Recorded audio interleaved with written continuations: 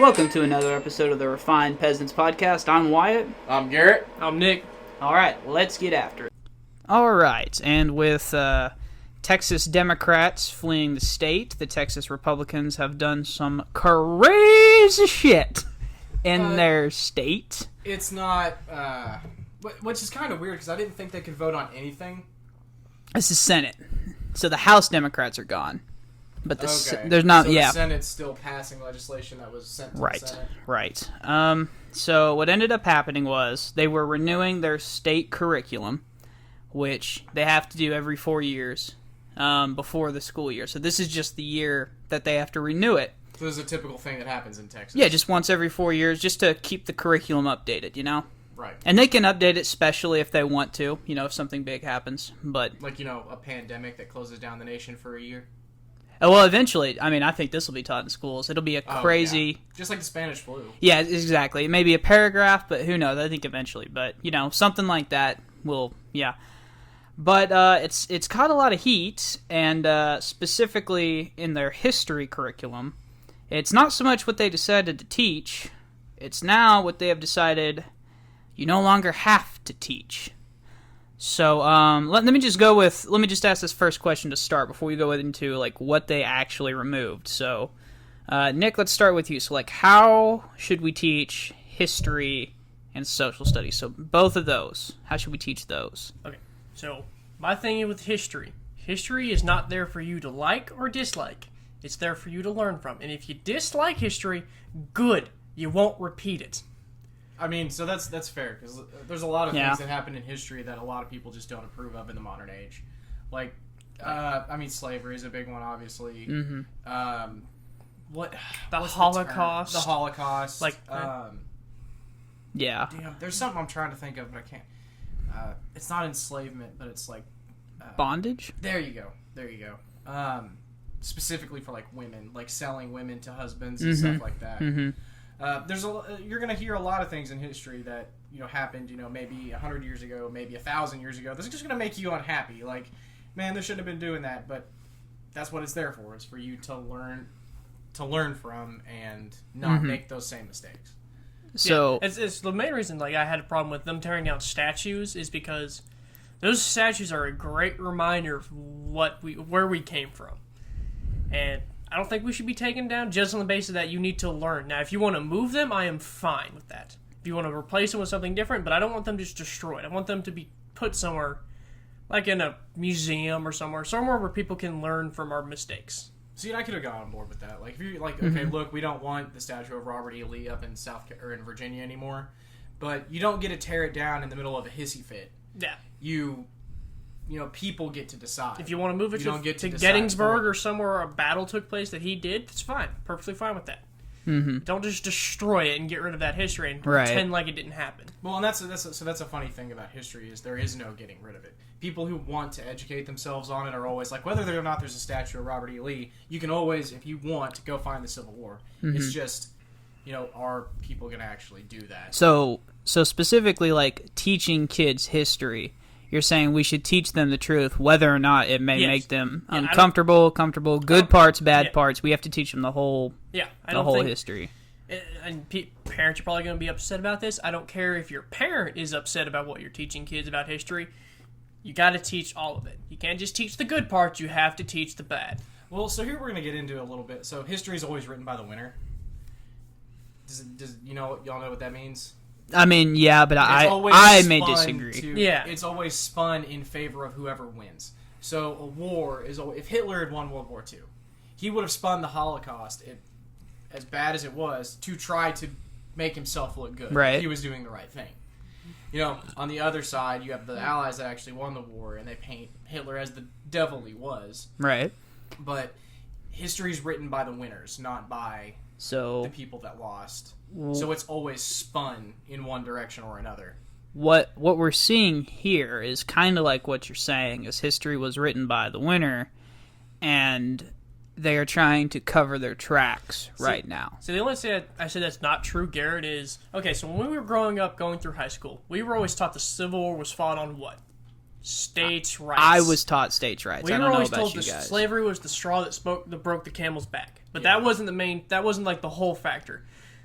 Well, went to college, and I took a class, and literally we found out that the South basically bought the people who made the textbooks and made them put in the textbooks that it wasn't about slavery, it was about states' rights. Well, in either way, it's about a state's right to own slaves. Like, Wyatt's got a meme that he sends to our group chat anytime I advocate for states' rights, and it's a states' rights to slavery for the Civil War. And there's not a really debate for that. There may have been other states' rights that the citizens, the soldiers themselves were concerned with, but for the most part, the people funding the Civil War on the southern side, it was to preserve slavery. Yeah, so your average soldier was just told by these plantation owners, they're trying to take your property. And to them, it was like, you're trying to take my crops, my cattle, and all that. Not knowing, they weren't fighting for slavery, they were just fighting because they were told to fight by people, higher up. So they're basically lied to. And it's mostly the same thing you would agree for social studies. So, social studies is like history. It's a subset of history.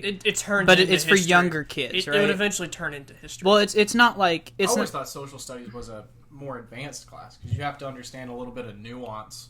I was taught social studies, I feel like... I know in Texas it's 5th, 6th, and 7th grade.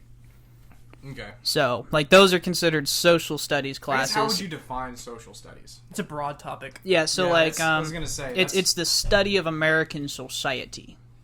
It's like societies. Yeah. So from our founding to to now over a current period. Right. Which I feel you have to teach it the same as history. Well, it's like a history. It's just the more recent you get, I guess, the more murky it kind of gets, Well, and that's true. So, the Civil Rights Movement. It's the same with history, too. The Civil Rights Movement, which is what this bill is going to predominantly... This topic is going to be talked over. The good thing about these movements that were, 50, 60 years in the past, there is no, you can change how people are interpreting certain actions, or how people saw certain things at the time, or the outcome of certain things. But you can't change... Martin Luther King gave his speech. That happened. There is no change. We haven't invented a time machine that I'm aware of. He did his march on Washington.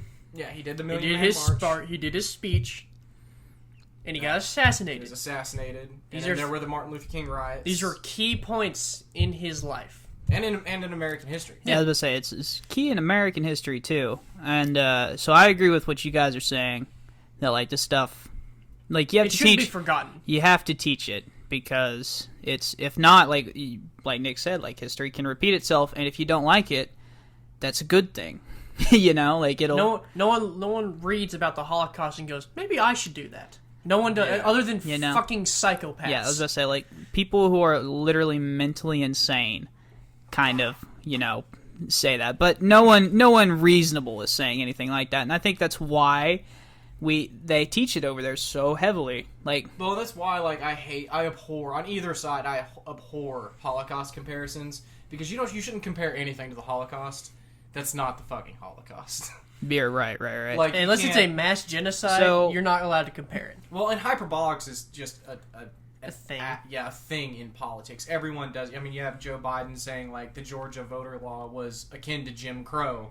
And then you have, who was it? Marjorie Taylor Greene comparing something to the Holocaust. I can't remember. Vaccine mask, or if you wore a sticker or something that says you're vaccinated, or it was the same as the Jewish star in the yeah. No, and look, I don't like that idea, but it's also not the fucking Holocaust. Yeah, I may not get the vaccine, but I don't think people who do are hey, you're a sheep, you're just gonna go to the slaughter. I don't fucking think that. I think it's a risk assessment thing, and I've got some numbers. This podcast isn't going to be about COVID. We probably kind of should do ones with the new Delta variant, but I guess on the next podcast is going to be federalism, and we can get into it a little bit there. Yeah. Okay. So back to this one. So Texas has decided they're going to go full crazy on this bill. So they have decided to remove. Are y'all ready for this? You ready to listen? Are you reading the bill as passed, or are you reading the bill as written, and then there's an altered version too? No. So what happened is that they passed the original bill, and it's going to contain all the stuff I'm about to list. They have now passed an amendment to the bill that goes into effect September 1st, which is when the original bill is going to go into. And it's now going to remove all of this curriculum. So this was going to be taught, but now it is no longer going to be taught or forced to be taught. Okay. So what you're going to go over is things that was going to be forced to be taught. So this is but it's no longer. Okay. Let's make this clear though.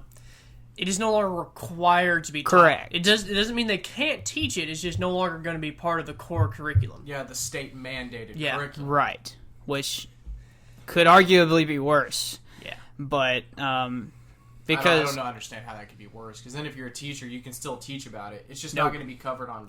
You can be fired for teaching off curriculum. I think in Texas, can't you? You can be. It's nationwide. There's not a single. And there's a lot of teachers that need to be fired across the nation. You can be fired. Yeah. You can be. It's not teachers entirely. I don't know that. Oh yeah, it's hard to fire. So that tracks. So in 2000 something, early 2000s, there was a movement called Teach the Controversy. Do y'all remember it? No. Okay, well basically, a bunch of schools were trying to teach intelligent design instead of evolution. So instead of like biodiversity or anything like that, they were going to teach that the Earth is 6,000 years old. Well, that's not intelligent design. That's creationism. And that's what it is. That's what intelligent design is. They used a different name. Intelligent design is no. observe all the scientific facts that have happened. No. I just think that there's an intelligence behind No. So intelligent design, they literally, I'm not kidding, they literally changed the term creationism. They just like used a filter or formula somehow, and they just replaced it with intelligent design. They just replaced the name. And there's even an error code like on one of them. Like, it's like a intelligent-ism or something like that, because, like, it couldn't copy and replace the same way. But yeah, so, like, teachers were fired in some states for literally, teaching evolution, which is, part of the job description, Yeah. So, and a bunch of teachers can be fired for teaching off curriculum, but I think it's bad enough that you don't have to teach this stuff. So let's go over it. Are we ready? Yeah. Yep. Yeah. No longer in Texas do you have to teach about the history of the Native Americans. That includes anything and everything that Trail of Tears, Indian removal in other states, all that. The writings of Frederick Douglas. There's about That's pretty bad. 4 books that they had to learn about through the course of education at Texas. They don't longer have to read about any of them. Hang on, because I want to go over the first two. I want to go over this bit by bit. We want to go over it bit by bit? Do you want me to get it all out, and then we go over it bit by bit again? Yeah, go ahead and do that. The Underground Railroad will no longer be taught. The Chicano movement, which is it's a Texas movement. It's like a Mexican labor movement. Women's suffrage and equal rights, including Susan B. Anthony. The Civil Rights Movement no longer has to be taught. The Snyder Act of 1924, which is Indian citizenship. So Indians became citizens of the United States in 1924. Yep. The American labor movement will no longer be taught. Now listen to this one specifically, because this is a big chunk that they took out. And this is quoted. And I just want to remember, this is, again, written by Republicans. This is not a Democratic bill. It's Texas. The history of white supremacy, including but not limited to the institution of slavery, the eugenics movement, and the Ku Klux Klan, and ways in which it is morally wrong. That has been removed from the curriculum. So that means a bunch of Republicans got in a room. They saw that statement. And said, "No, we ain't got to teach that." And said, "No, we ain't got to teach that." The life and history of Dr. Martin Luther King Jr., including his I Have a Dream speech and the letter from a Birmingham jail, which is where he got arrested and jailed for protesting. Brown versus Board of Education. Which is the assimilation in schools, right? Right, it's desegregation of schools. The 13th, 14th, and 19th Amendment. So that's ending slavery and the right voting, to vote. Right, and then I don't know what the 19th is. Isn't that women's suffrage? Yeah. It is. Nah, women have. Is that what it is? I believe so.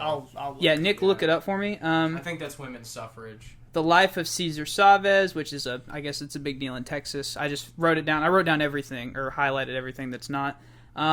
Abigail Adams' letter to George Washington titled Remember the Ladies. No longer going to be taught. Like I already said, Susan B. Anthony.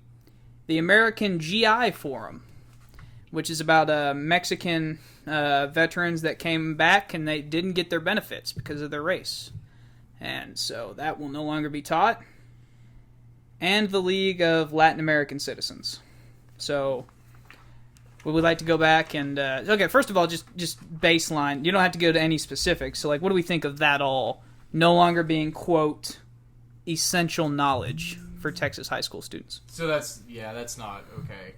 Now, look, so... Wait till you hear about why. Right now, there's a big movement, which it's called critical race theory. Me and Wyatt have gone back and forth on... Critical race theory, the way it's referred to by Republicans right now, is not what stock critical race theory is. So the people who are telling you that critical race theory is only taught in college and yada yada yada, they're right, because it's a college level course. But when people, just everyday people, are saying that critical race theory is taught in schools, they're not talking about the college level critical race theory. They're talking about this assimilation of basically teaching kids white guilt to feel bad for the actions that were performed in the past.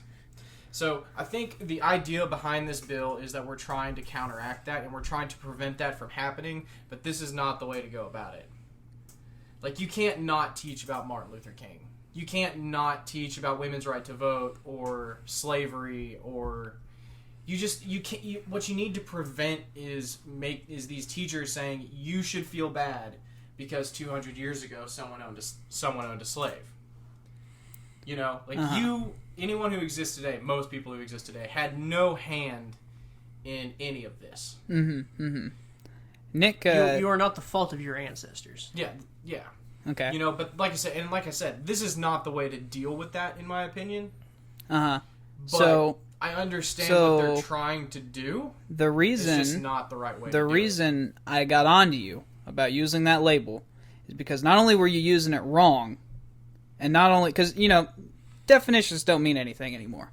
Labels don't mean anything. It's all subjective. You know, if you don't like something, call it communism. You know, race mixing is communism, or, you know, like... Who says race mixing is communist? A lot of people. It's the same reason, like... I'll find a picture. It's the same thing, it's how any Republican's now a neo-Nazi, no matter exactly. what they view That's on. like racist, sexist, so, bigot. that's what I was Nazi fixing to get to. And racist don't mean what they used to mean. So, racism used to mean that you thought your race was superior to other races. But now, anyone... You don't vote Democrat. Anyone who disagrees with you is now racist, or bigot, or anything Garrett, like that. I'll agree with Garrett. Critical race theory is a thing, but it's only meant for college-level courses. It's a lot of lawyers. Yeah. Like, lawyers are teaching it. Anything you see in high school isn't critical race theory. It's just bad teachers doing a terrible job on trying to do something that they were never trained to do. And they should be held accountable. Well, I would argue that they were trained to do it through... They weren't trained to do critical race theory. You have to be a professor who studies. And this is another reason why we shouldn't use it. Now, we need to find another term for it. Well, it was the biggest. It was just the easiest one. You know, it's what y'all are doing now with like Marxism and communism. It's like, okay, it's easy to turn to that label. You probably shouldn't do that because the average person's not going to know what critical race theory really is. And it's just a lie, you know, saying, you know, something is communism when it's not. And like, I've got actual problems with critical race theory that's taught in colleges, but we do need to find a different term for what's being done in the K through 12 education, because it's not actual college critical race theory. It's not critical race. It's just bad teachers. No, it's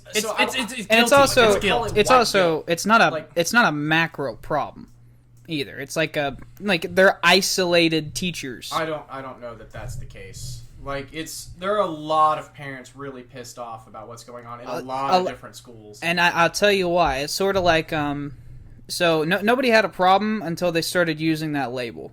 Like, I bet I could find, like, the search term for critical race theory, and I can promise you that, like, whenever they started mentioning that term, everyone says, are you taught this stuff in school, and da-da-da-da-da, and they're like, well, sort of.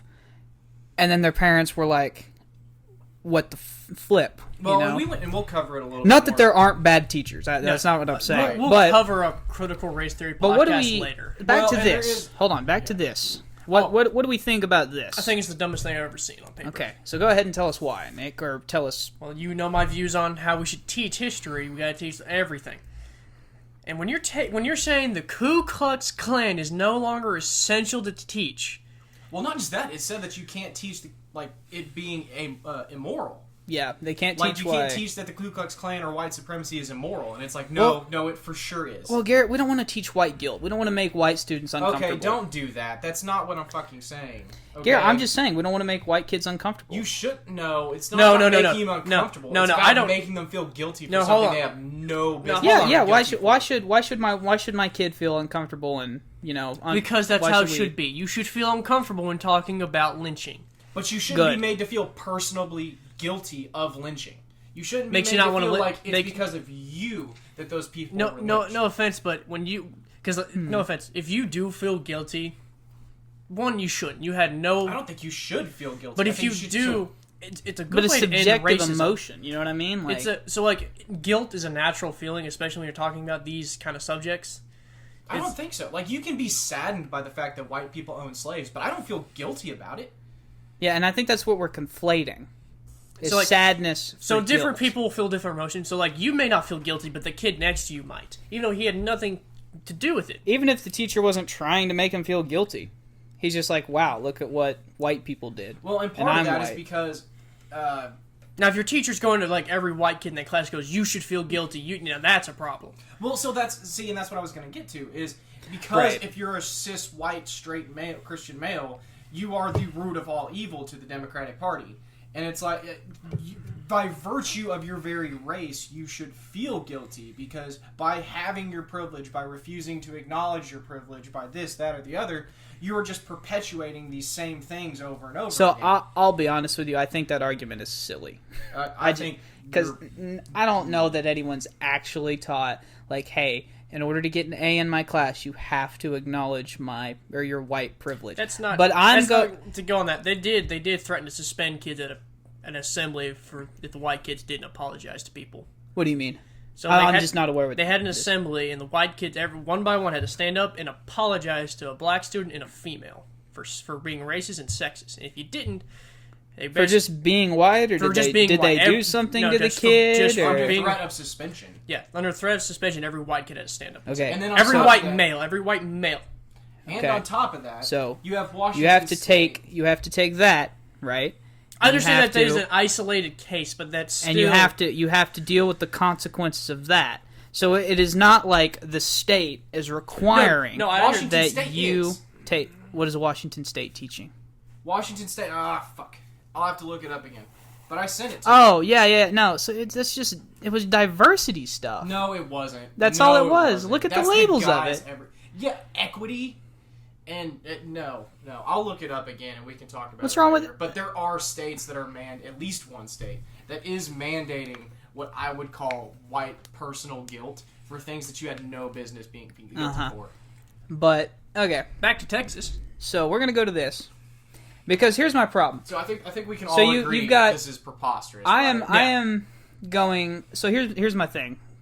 So we have heard over the past years from the right that they are going to teach in biology class. Gender is on a spectrum and da da da da da. And not one state has done that.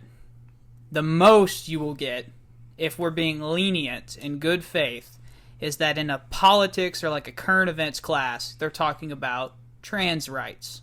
That's the most you're going to get.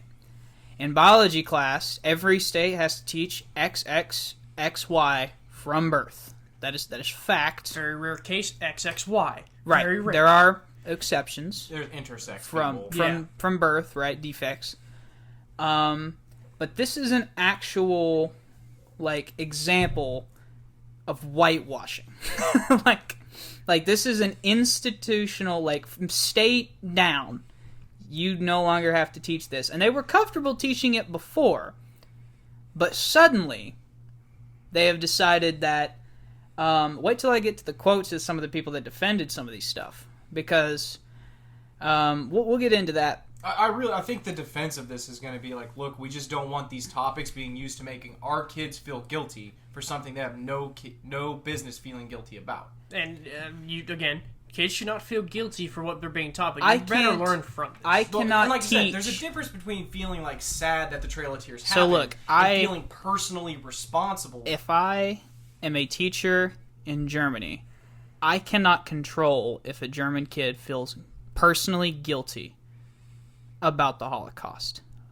I can tell them it's not their fault. I can tell them it's not their fault, but I have to teach it because you can't just ignore that piece of history. How many of these teachers are saying it's not your fault, or how many of them are saying, no, this is perpetuated by your sheer existence as a white person in modern America? More people are saying that it's not your fault than are saying it is your fault and you should feel guilty about it, and you should apologize to that black student next to you. I just don't think that's happening. There's roughly 51% of the country that's going to disagree with that. Probably less than that. Probably less than that. So I'm going to say like 46. Yeah, somewhere in there. Because there's independents who I don't think swing that way. But there's 45% of the country who dominate the education industry. Most teachers are Democrats. Correct, yeah. Yeah, that's true.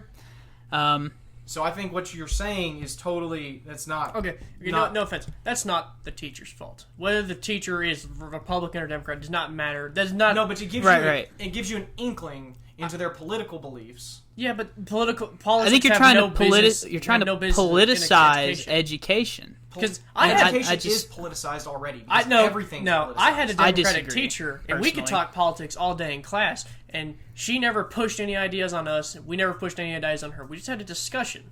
Well, you were also a kid. Yeah, that was a single. That's the way it was supposed to be, though. Like Nick, were you? I mean, like, I understand it's an anecdote, but I mean, like, were you? Like, I didn't feel like I was pushed for a certain ideology. I mean, like, did y'all?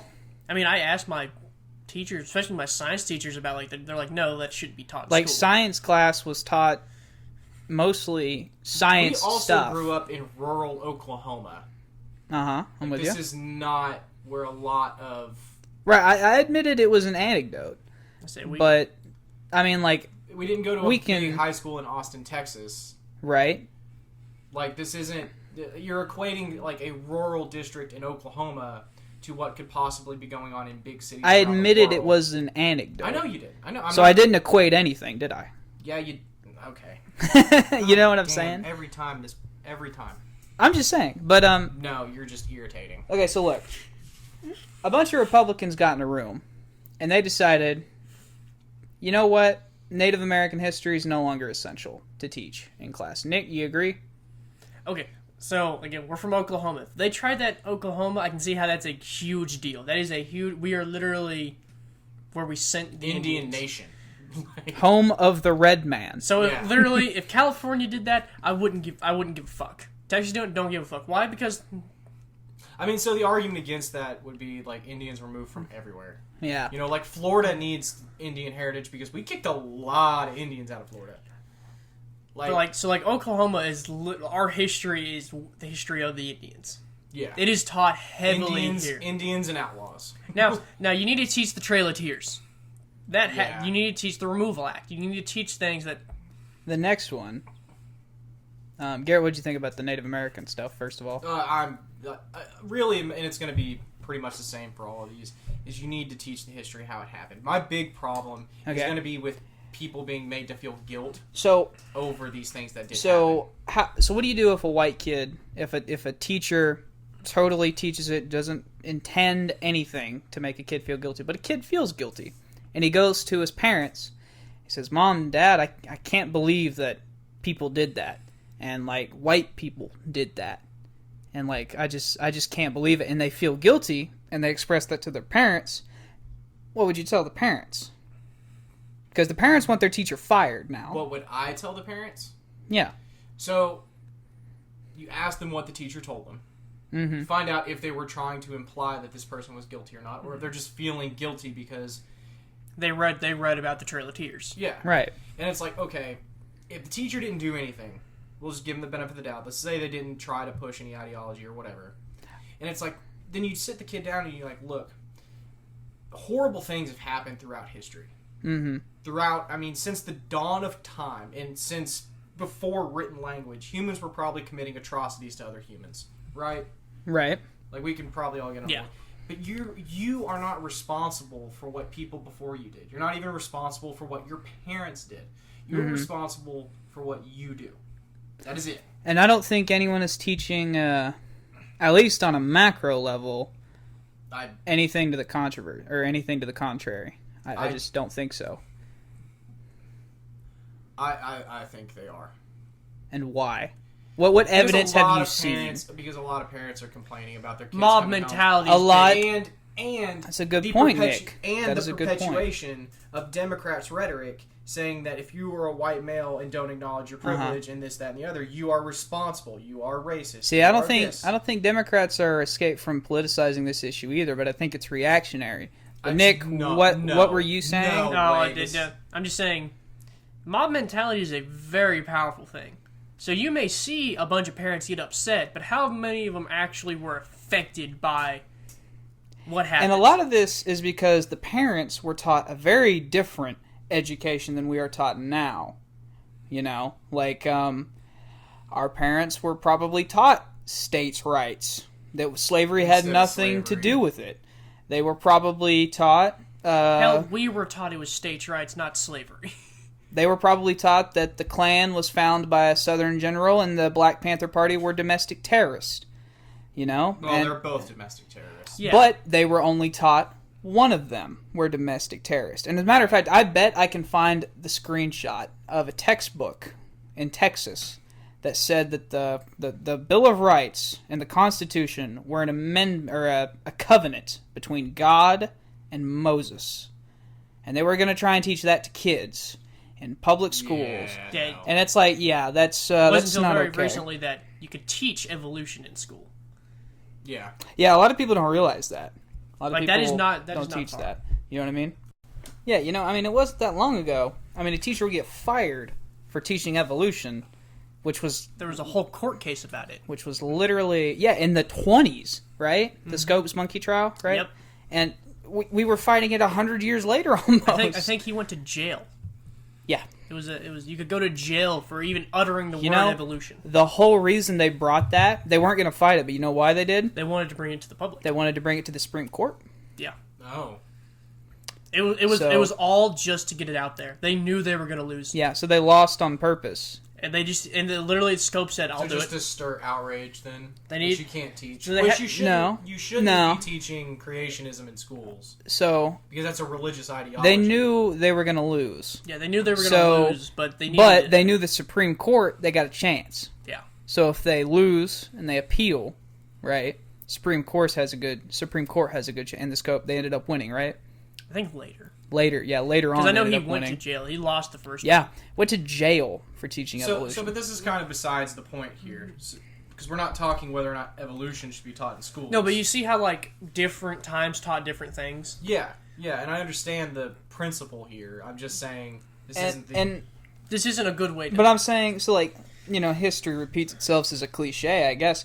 But what I'm seeing here is just pure indoctrination. They're trying to take away all the black spots, and that's just not right. I already said this isn't the way to combat what Republicans are feeling is happening in these institutions.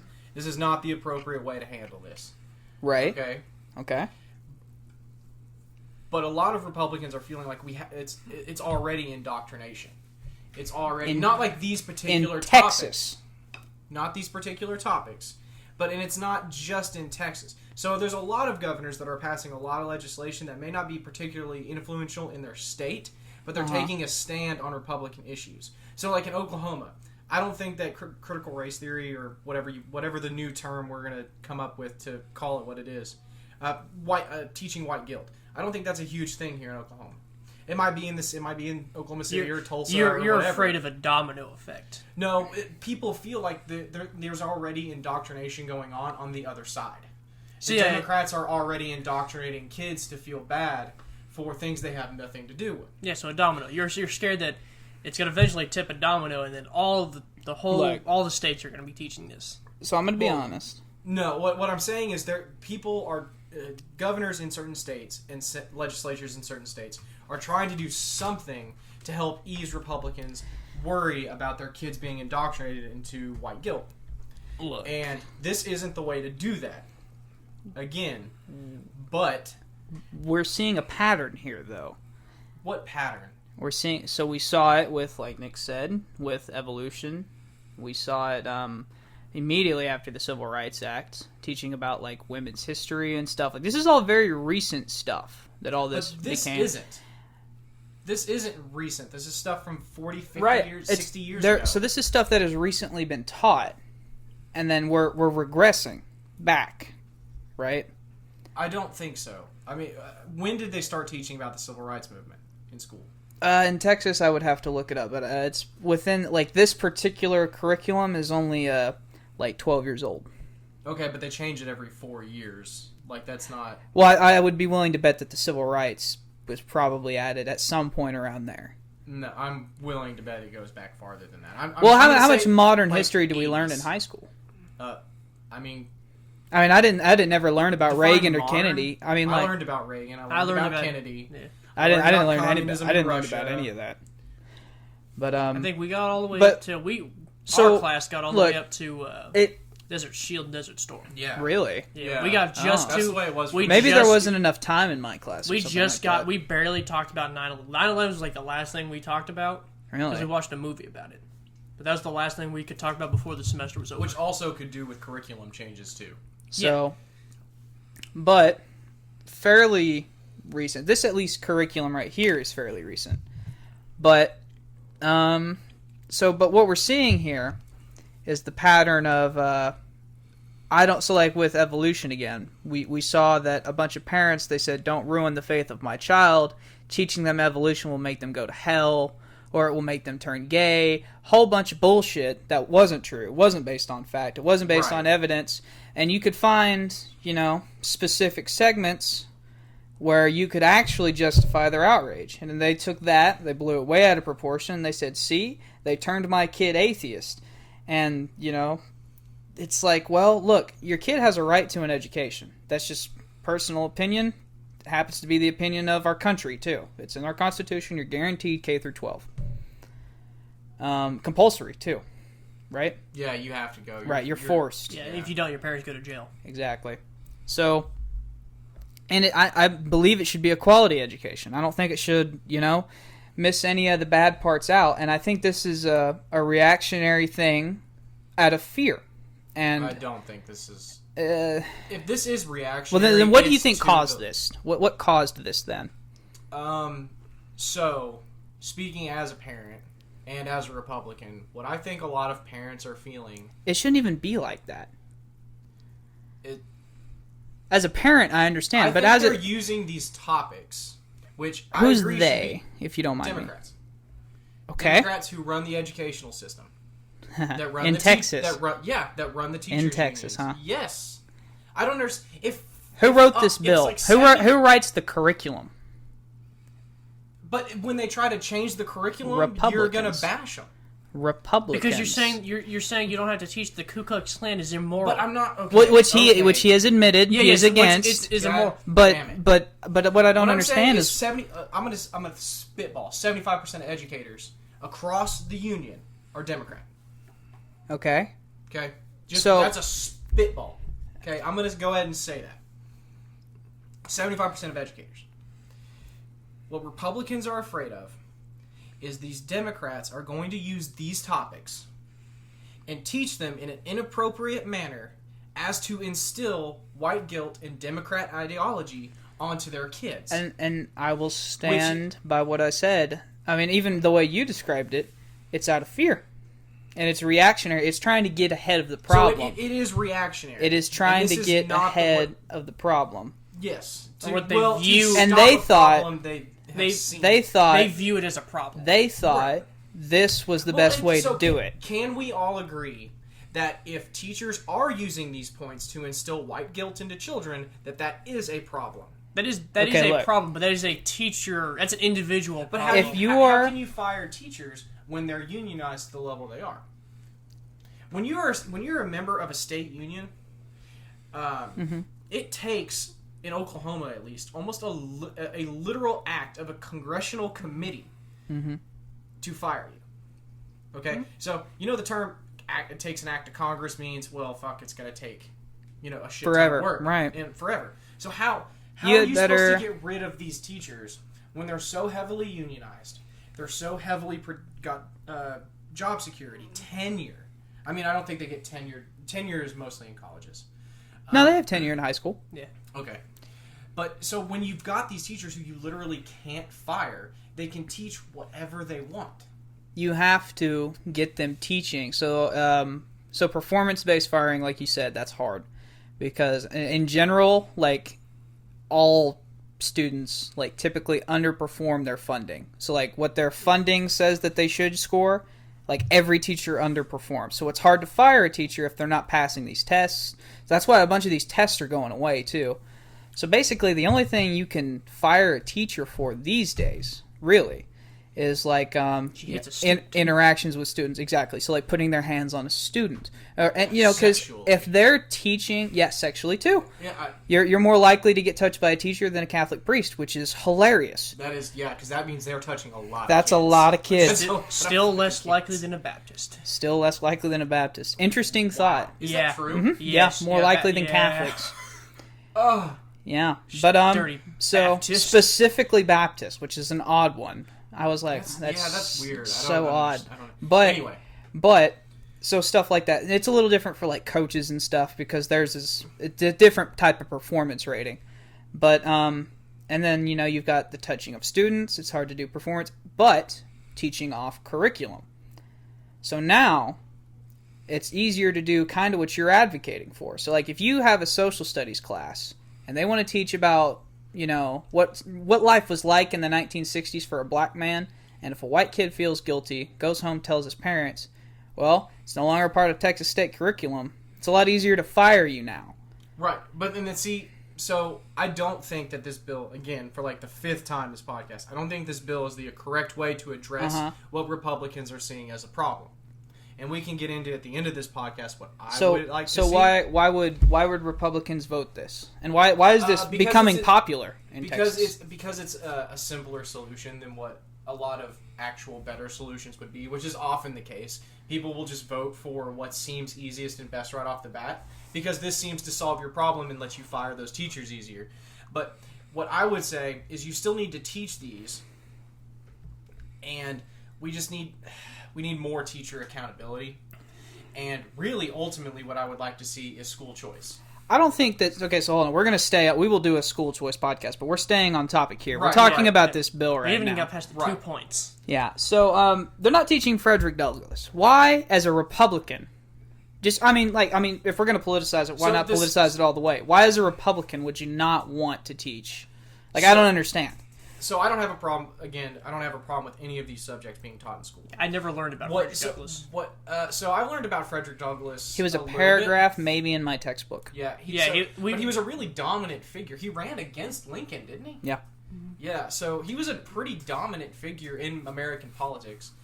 He was a freed slave. Mm-hmm.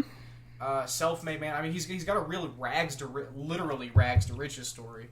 And he comes out on the other side as a Republican, like someone who's he basically had all of Martin Luther King's ideas before Martin Luther King was even a twinkle in his great-grandfather's eye. Really? Like, he's like, the Declaration of Independence and the Constitution gave us these rights. You guys just haven't honored them yet. And that was his whole deal. He was like, you don't owe us anything except what you promised. Mm-hmm. Like, what you wrote down. You've already acknowledged exist. Well, you want to know why?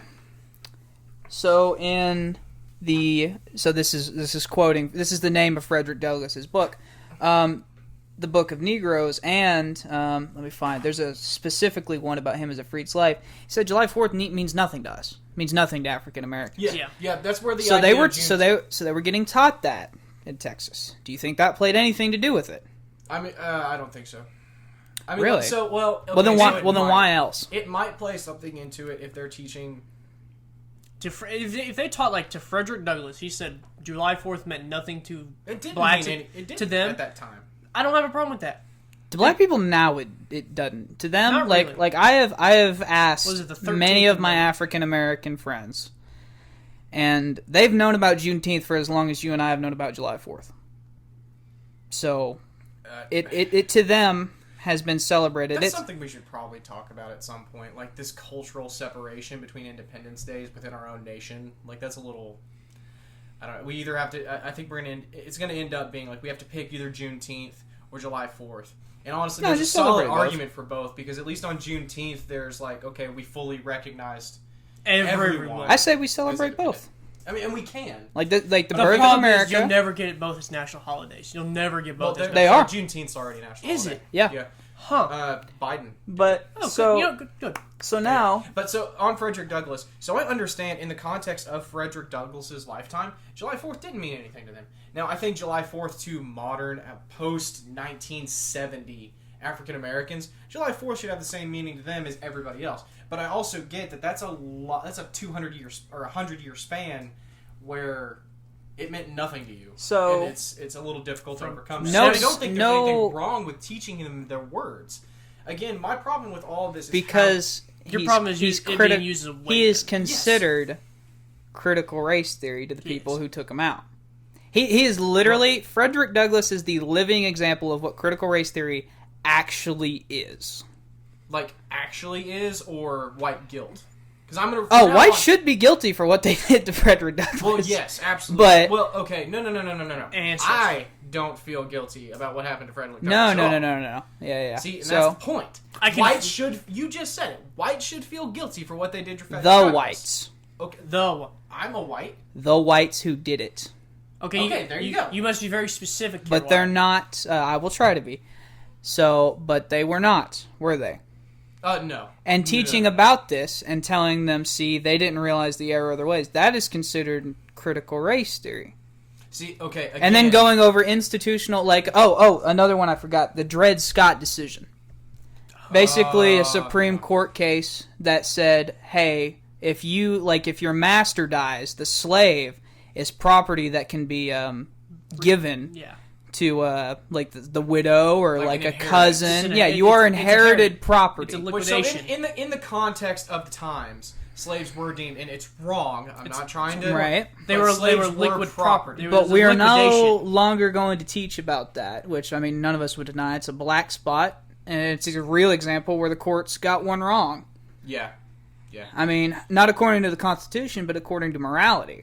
Because according to the Constitution, that's what they were supposed to do. Property, like why would from the legal perspective, they threw morality completely out the window. So again, with the Supreme Court's decision, job being to dictate what the law says, it's hard for me to say they got it wrong because they're not a moral constituency. I think if it was, they wouldn't have read the fucking abortion into the 14th Amendment. So. I mean they ended up we ended up overturning their decision with the 13th Amendment. Mm-hmm. Yeah, the 13th. So that exactly. Oh yeah, the Emancipation Proclamation. Yeah. So I have a problem with all of these. We're just not going to teach the Civil War anymore. Yeah, that's what I'm saying. So imagine we're going to teach. We're going to have a World War II history class. We're not going to mention Germany, the UK, fascism, Normandy, Iwo Nagasaki, you utter the Hirohito. word Nazi, you get fired. We're not teaching. We're not teaching any of that. And then I'm like, all right, Nick, you teach World War II history, and you're like, what am I supposed to teach? That's my thing. So if you're going to have a social studies and an American history, I mean, what are you going to teach? That we were a bunch of white landowners doing a circle jerk until now? I don't understand. You know, So, and it's important. This is one thing too. It's important not to skip past all of this progress that we've worked so hard to make happen. It's important to go over. We did eventually honor the rights guaranteed to Black Americans by the Constitution and the Declaration of Independence. It took us a while. It took us a while, but we got there. We overcame part of the Constitution itself that said you can't outlaw slavery. Yeah. But it's important to go over these things in the right context. And like I said before, and I'm probably going to keep saying just to make sure the point gets across here, is Republicans and Republican parents we are worried that our kids are being indoctrinated into Democrat theory and white guilt. Now, that doesn't make not teaching these things okay. There are other better solutions to prevent that. Look, I'll be honest with you. I don't care what they think. your child, not your child specifically, obviously, children have a right to the truth. If they get home and you want to teach them about the civil rights in school, and they come home and they say, Dad, I have some questions about the civil rights, and your dad wants to tell you that they were horrible rioters who burned shit down all the time. If you want to do that, that's your right as a parent. I think but you while said they're mostly peaceful protest. But while they are in school, they are going to learn the accurate history. It is not up to you whether you like that or not. Like Nick said, you don't have to like it. As a matter of fact, it's probably better if you don't like it. If you don't enjoy the fact good, that because people that you feel very Germans, bad what the Nazis did to the Jews. Germans teach extensively. They will take kids to field trips in Auschwitz. Yeah. And they will make them look at the fucking shoes in the the suitcases. Well, you've been to the Holocaust Museum, right? I've been to the Holocaust. The Holocaust Museum. Like, you walk in, I've never walked in, like most museums, there are people talking and discussing and stuff. Now, it is completely when you walk silent. into the fucking Holocaust Museum, it is silent. There is nothing but a black and white projector putting images on what these Jews went through. And you're not allowed to talk. There's no photography. Well, no, I think you're allowed to talk. I just think everyone's like trying to. They have a life-size scale of actual Jew look. That's and you naturally feel guilty for what these people went through. Well, I don't think it's guilt. I think that's empathy. So there's nothing wrong with guilt. I don't think either. No, okay. Hold on. Let me finish. I gotta get it out. There's something wrong with feeling responsible. True. And that's where I think the difference is. I don't have a problem with German people who were quite literally indoctrinated by the German Nazis, right? They took over the education schools. Go ahead. The German soldiers who, I don't have a problem with teaching Germany's kids today even. Like, hey, look, this is what your ancestors did. Like, specifically you, like pointing at you. Your ancestors did this, okay? We can't let this happen again. We as a society doesn't that imply some sort of racial responsibility? Like, so because you are German, you are ethnically German and racially German, you are ipso facto responsible for the Holocaust. No. It's not you specifically. It's your ancestors. Your great grandparents did this. Helped fight on this. About us is our ancestors didn't give a fuck about slavery. Yeah, we got here. We probably owned slaves in Europe. But when we came here, we didn't own any black slaves. And we were in a brewery. Probably not. Yeah, but well, almost certainly not. Slavery was. So I don't have a problem with teaching slavery in that way. So like I don't mind if you take a field trip to a plantation. I don't have a problem with them being like, hey, this, like, if you show them like a picture of like a scarred black man that was whipped. I don't have a problem with the teacher being a little dramatic and maybe trying to get an emotional appeal out of somebody. To kind of make them be like, oh, this was bad. Isn't that like the opposite of... This was bad. Yeah, like, that's counterintuitive your teacher should never, like just teaching the facts. You should never feel responsible for what that happened. I mean, trying to elicit an emotional reaction is not teaching to the help facts. them it's understand. To elicit an emotional reaction. But you're trying to make them understand what a horrible thing slavery was. Did you need anybody when you walk through the Holocaust Museum to impress on you the important emotional impact this should have on you? No, because wait, hold on. A pile of shoes, and you're like, "That's a lot of dead Jews." No, but here's the thing: they walked you through specifically, and there was an emotional appeal at the Holocaust Museum that I didn't get from education, and because of my emotional experience at the Holocaust Museum, I understood fully what happened. Whenever they showed more when they physically look at the shoes. Well, they pump like the smells. Like when you go through the Auschwitz exhibit, they have like the smells. When they showed footage, the crematorium, like the burning furnaces, they pump in smells of burning flesh, and it don't smell nice. Exactly. So like Elie Wiesel. It's a sensory exploitation. Elie Wiesel, the dude who's in charge of the National Holocaust Museum, he did absolutely phenomenal making that museum. He's one of the survivors of the Holocaust. I would honestly say, if you haven't, and this is way off topic, but if you haven't gone to the Holocaust Museum, I would choose the Holocaust Museum over any national landmark in fucking Washington, D.C. So I have no problem. It is a must-see. I have no problem with them teaching the Holocaust Museum like that, and I don't have a problem with them teaching slavery like that. And you don't have to go over just the bad spots. I mean, for goodness sake, women's suffrage is off this list. Like that's what I would think would be a plus. And I mean, the real reason is Texas fought against it. Texas was one of the last states to go for women's suffrage. I was just looking. We're an hour in, and we've gotten to 3 topics. All right, so I'll go into the next one then, because this one's the big one. And I'll go into the quotes of the Texas senators defending this one specifically, because this one I didn't understand, and I thought I had to have gotten them wrong. Turns out I didn't. Martin Luther King Jr. Oh, God. Pretty important guy, right? We would all agree? I don't know who he is. What are you talking about? There you go. Must have went to Texas. No, and again, my opinion's going to stay the same. Like, all of this should still be taught in schools. My concern is the context in which these should be taught, but they should be taught in schools. Martin Luther King was an influential figure for 20 years. Well, he's communist now, Garrett.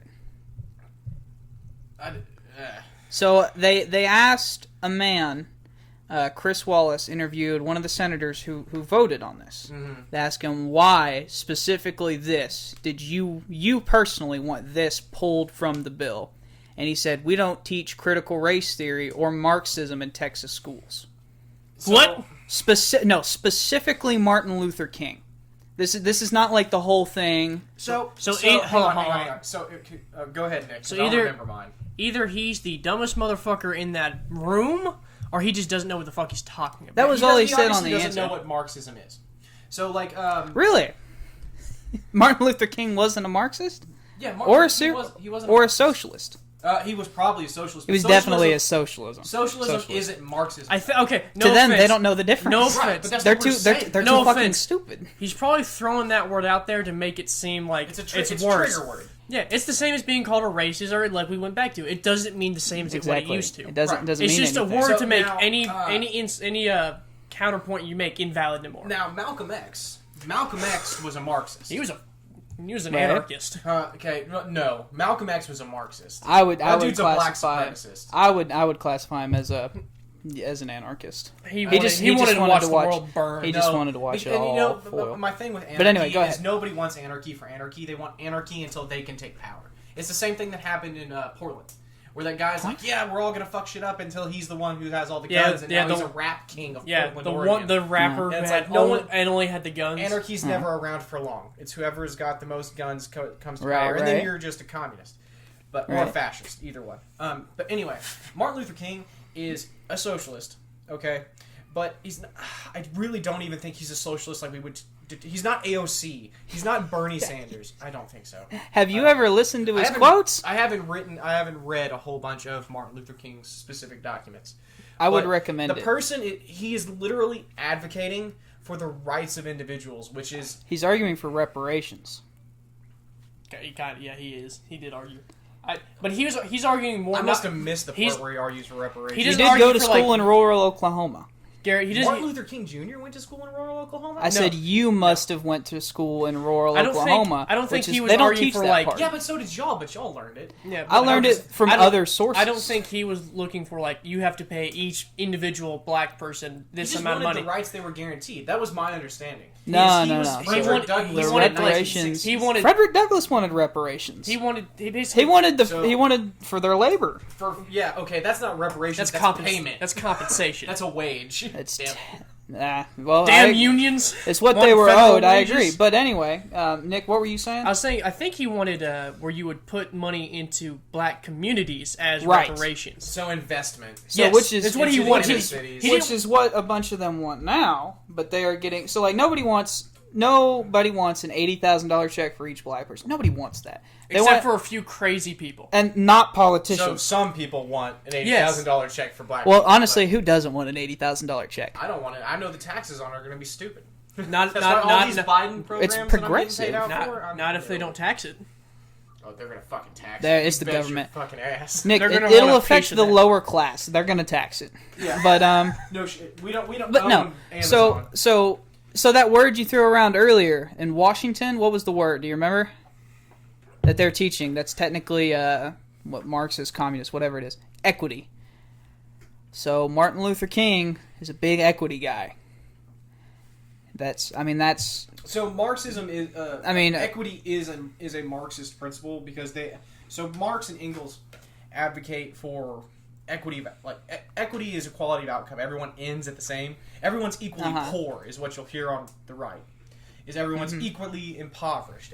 No one's ever equally They're successful. not. They're not poor. They're rations. So, Martin Luther King just wants a more balanced game. Which, I mean, don't get me wrong, that's socialist, and that's Bernie socialist too. But during Martin Luther King's time, in the context of his time, the feds in the states weren't funding inner cities. We were literally segregated. I agree. So the idea, districts. and this is one that I've heard a lot of. The idea that he would be on the conservative side of Black Lives Matter and stuff like that is it's wrong. I don't think that's wrong. Well, honestly, you can think it, but you want. But his kids, his wife, everyone, there's no question to them, and trust me, beat his wife? They know. Huh? Didn't he beat his wife? I thought that came out. Was that him, or you may be thinking of Raphael Warnock? He's a. Well, he probably beats his wife too. Yeah. But no, I'm pretty sure it was Martin Luther King. Like, I think he was. That might be him. I don't know. We all have our faults. I'm just. But I mean, Thomas Jefferson owned slaves. Yeah. He did more than own them. Yeah. He had kids. He had kids that he sold into slavery. But did he really? Yeah. he sold his. You didn't know that? He sold his own children? kids into slavery. His black kids. God damn. Yeah. So that's a heartless. Talk about Happy Father's Day for that guy. Yeah, that's your ideology right there too. Yeah, don't. The libertarian. Yeah. Anyway, but yeah, I mean, to say Martin Luther King would be of the right today, especially on social issues like like BLM and stuff. I mean, it's wishful. It's not. It's not based in any evidence or any quote he's ever said. I'll give you an anecdote. Is a lot of 1960s Democrats are now Republicans. Yeah, because the left has moved so far. There was a political realignment. During this time. Every fucking time Democrats become Republicans, like, there's a political realignment. No, the left keeps going farther and farther left, so you leave the people in the middle on the right now. Like, it's the same. What? I don't. I'm sorry. No, I've never heard this before. What do you mean? Okay, so in the 1960s, you have center. Then you have the extremes, because you're always going to have the extremes, right? Right, so you're talking about the Overton window. From the 1960s, okay, the left starts going this way, thereby pulling the center that way. So here are the center Democrats. As you pull this line, they are now center Republican. Okay. Assuming they still believe the same things they believed in before. Right. So a 1960s Democrat did not believe in gay marriage, correct? Yeah, no, I agree. So now... Yeah, the Overton window has shifted. It has and it probably always will shift left. Probably. I mean, there are rare occasions, like with Reagan, we snap back. Goes from pop, and then we all go super right, and then just slowly again. Which I think one of the good things about our country. But anyway... I don't think it's inconceivable to think that, especially on certain social issues, he would be on the right side of things. Or not the right, as in correct, but the conservative side of the I don't know. I mean, he was arguing for, like, progressive tax for corporations. He was arguing for equity. He was, I mean, like, I just don't know, man. I really don't know. It's hard to, especially on, like, the BLM stuff. There's no question there. Okay, so, one, I do for sure think that Martin Luther King would not have advocated for the rioting that happened. Oh, you're shitting me, You gotta be kidding me. Martin Luther King burnt down half of his town in Georgia. Like, that was the common criticism of Martin Luther King, that he, hey, we would take you... You're not talking about Malcolm X. No. So Martin Luther is like, during a protest, you turn the other cheek, you be peaceful, but after that protest ends, you do what the fuck you want. After 4 o'clock? You can burn that house, you can burn that camp. He's definitely his BLM supporter then. When the cameras were on and the protest was being filmed, you were peaceful. You turned the other cheek. You didn't fight back. When those cameras keep up the image. Yeah, it's kind of like if you ever watched the movie. It's the basketball. I don't need a movie. It happened last year with Will Ferrell. It's like the basketball movies. Like cuts commercial. He goes, somebody hit somebody. It's where they fight. Oh, you're talking about semi-pro. They used to do that in basketball. Yes. In basketball and like baseball and football and stuff, they used to fight during commercials because you couldn't fight on air. It's kind of like and I love that. Like you were civilized during the TV, but when a commercial hit, it was full out bar fight. But Martin Luther King. So I didn't know that. So if he's actually advocating that you're only civil when you're on TV, and then the rest of the time you can do whatever you want, then he's definitely going to be on the left side of. There might be a political cartoon that I'm thinking of. It's either him or Malcolm X. There's an old comic, like satire, where it's like it's like, Martin Luther King, how's it doing? He goes, yeah, we're being peaceful, and in the background the city's burning down. Yeah, it's like a reporter asking him, like, Are how sure are that's your... not from last year? Because there's a car on fire. Yeah, this is mostly peaceful protest. Crash, burn. You might actually have Daryl, seen, what like, the a fuck? modern version of that. But it was an old newspaper. No, this was an actual news clip that I'm talking about. Oh, This wow. was like in the newspaper, in the funnies. Oh. It was one of those satire comics that you see. It's a political cartoon. Yeah, it's political, but and it's hilarious. yeah, Okay, well, given that, then at least on that... Now, he would probably be of the left today. Yeah. I mean, you're talking, like, on economics, at least, he's Bernie level, but, I've never really studied his... so knowing that, I this is what I admitted, Nick... I got a question here. Are they going to teach about, what's it? The Montgomery bus riot that they did?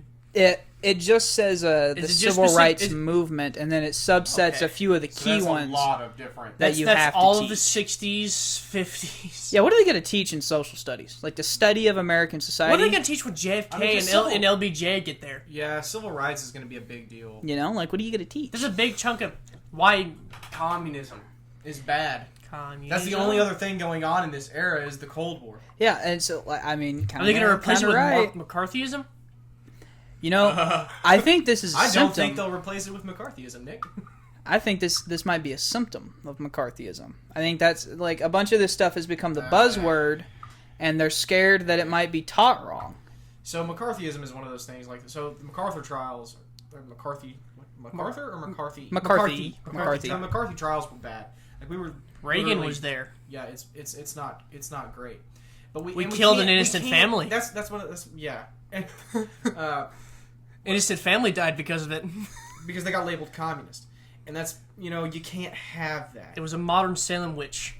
It was a he said, she said, and you got sent to the gallows. To be fair, and that's my... I don't think this is like that though. To be fair, this is my problem with labels and throwing them out there with total inaccuracy, is because that's, whenever you just throw around the word communism, and, in 1950s, 60s America didn't like communism. You could end But up there being was- some- there was- in the street there for was- being communist. You There could was be propaganda It's against kind of like communism. if you ever watched the video. I know it's late, but it's I can't remember where it was, but they yelled, "We got a Trumper over here," and he's shot dead. Right.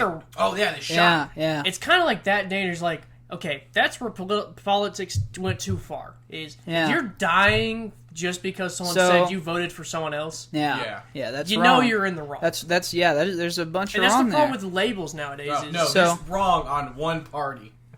Really? If you're shooting someone, if I went up and shot someone because I knew they were a Biden supporter, who would be in the wrong in that situation? You. Bernie Sanders. Yeah. Okay, so there's wrong on one side of that situation. The guy who shot the Trump supporter. I'm saying I see this everywhere. Everyone's throwing around labels like it doesn't matter. It is, and that is we've talked and about it. I said Because this. it comes to the point where if I call Wyatt a racist, what he just said to prove me wrong is invalid now because everyone views him as a racist. Right, it's tainting the waters, and they're going to throw around the word communist. Like whenever you call Joe Biden a communist, you clearly don't know what the fuck Joe you're Biden's talking an about. authoritarian. He's not a okay, but he's not a fucking He communist laughed at you.